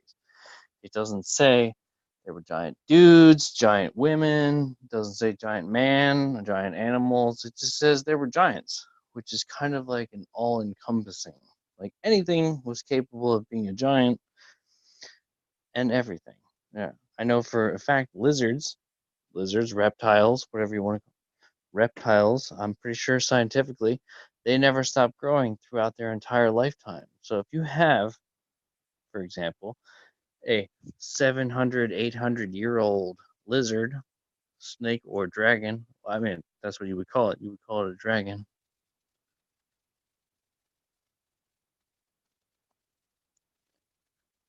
I don't know, if I saw a 700-year-old lizard, that would be a dragon, especially if it was huge, giant, if you will. You get where I'm going with this. But anyway, so if you have giants, no problem, before the flood, and then the flood happens, okay, and then the environment changes, now you don't have as much atmospheric pressure. As big a giants can't really, it's going to be hard for them, can't breathe and all. But Noah lived 350 years after the fact. I'm pretty sure he was giant compared to us, like he was bigger. So was the ark. So was Ham, Shem, Japheth, all their wives. They were all giants. They were all giants. So, but here's the thing that always got me, right? So they get off the boat. They just get off the boat. And what happens? There's only 8 people on the earth. Somebody's probably going to go crazy. Well, it seems Ham went crazy first. Because Ham did something which caused Noah not to curse him, but his child. Why would you do that? That always was like, what? Why would you even, like, how do you even do that? How do you even know that the person is going to exist in the future? But anyway, so here's the short and the small of it. I don't think when Genesis is giving you the lowdown of the whole story, time passes in between. But so Noah wakes up from his drunkenness and he knows what his youngest son has done to him. Why? Well, I don't know. Probably because he blabbed it to his brothers. But here's the thing. So what did Ham do? What did Ham do that caused his child Canaan to be cursed over all the other ones? Why that one? And the only thing that I can come up with, even though I've looked for many, many different things, the only thing I can come up with is that Ham actually raped Mrs. Noah. That's the only thing that comes up. Like, the only thing that makes sense is that Ham raped Noah's wife while he was drunk and, out of commission. That makes sense. Because then I could see why curses be Canaan. And then also, likewise, I could see how you would have giants with 6 fingers and whatever, all these weird things after the flood. Is because it's an incest problem from Ham sleeping with Mrs. Noah. Well, raping her, really. As crazy as that is, that's pretty much probably what happened, because that's who were all the Canaanites? Aren't those all the giant tribes in the land after the fact? Aren't those the ones you guys are always talking about? Well, if those are the guys, well then yeah, they definitely 100%. If you have giant genetics from pre-flood getting with giant genetics pre-flood in the same family, incest is still bad, right? So yeah, you're gonna have some issues, and that's why cursed be Canaan. And with that, I'll end it. Have a good night.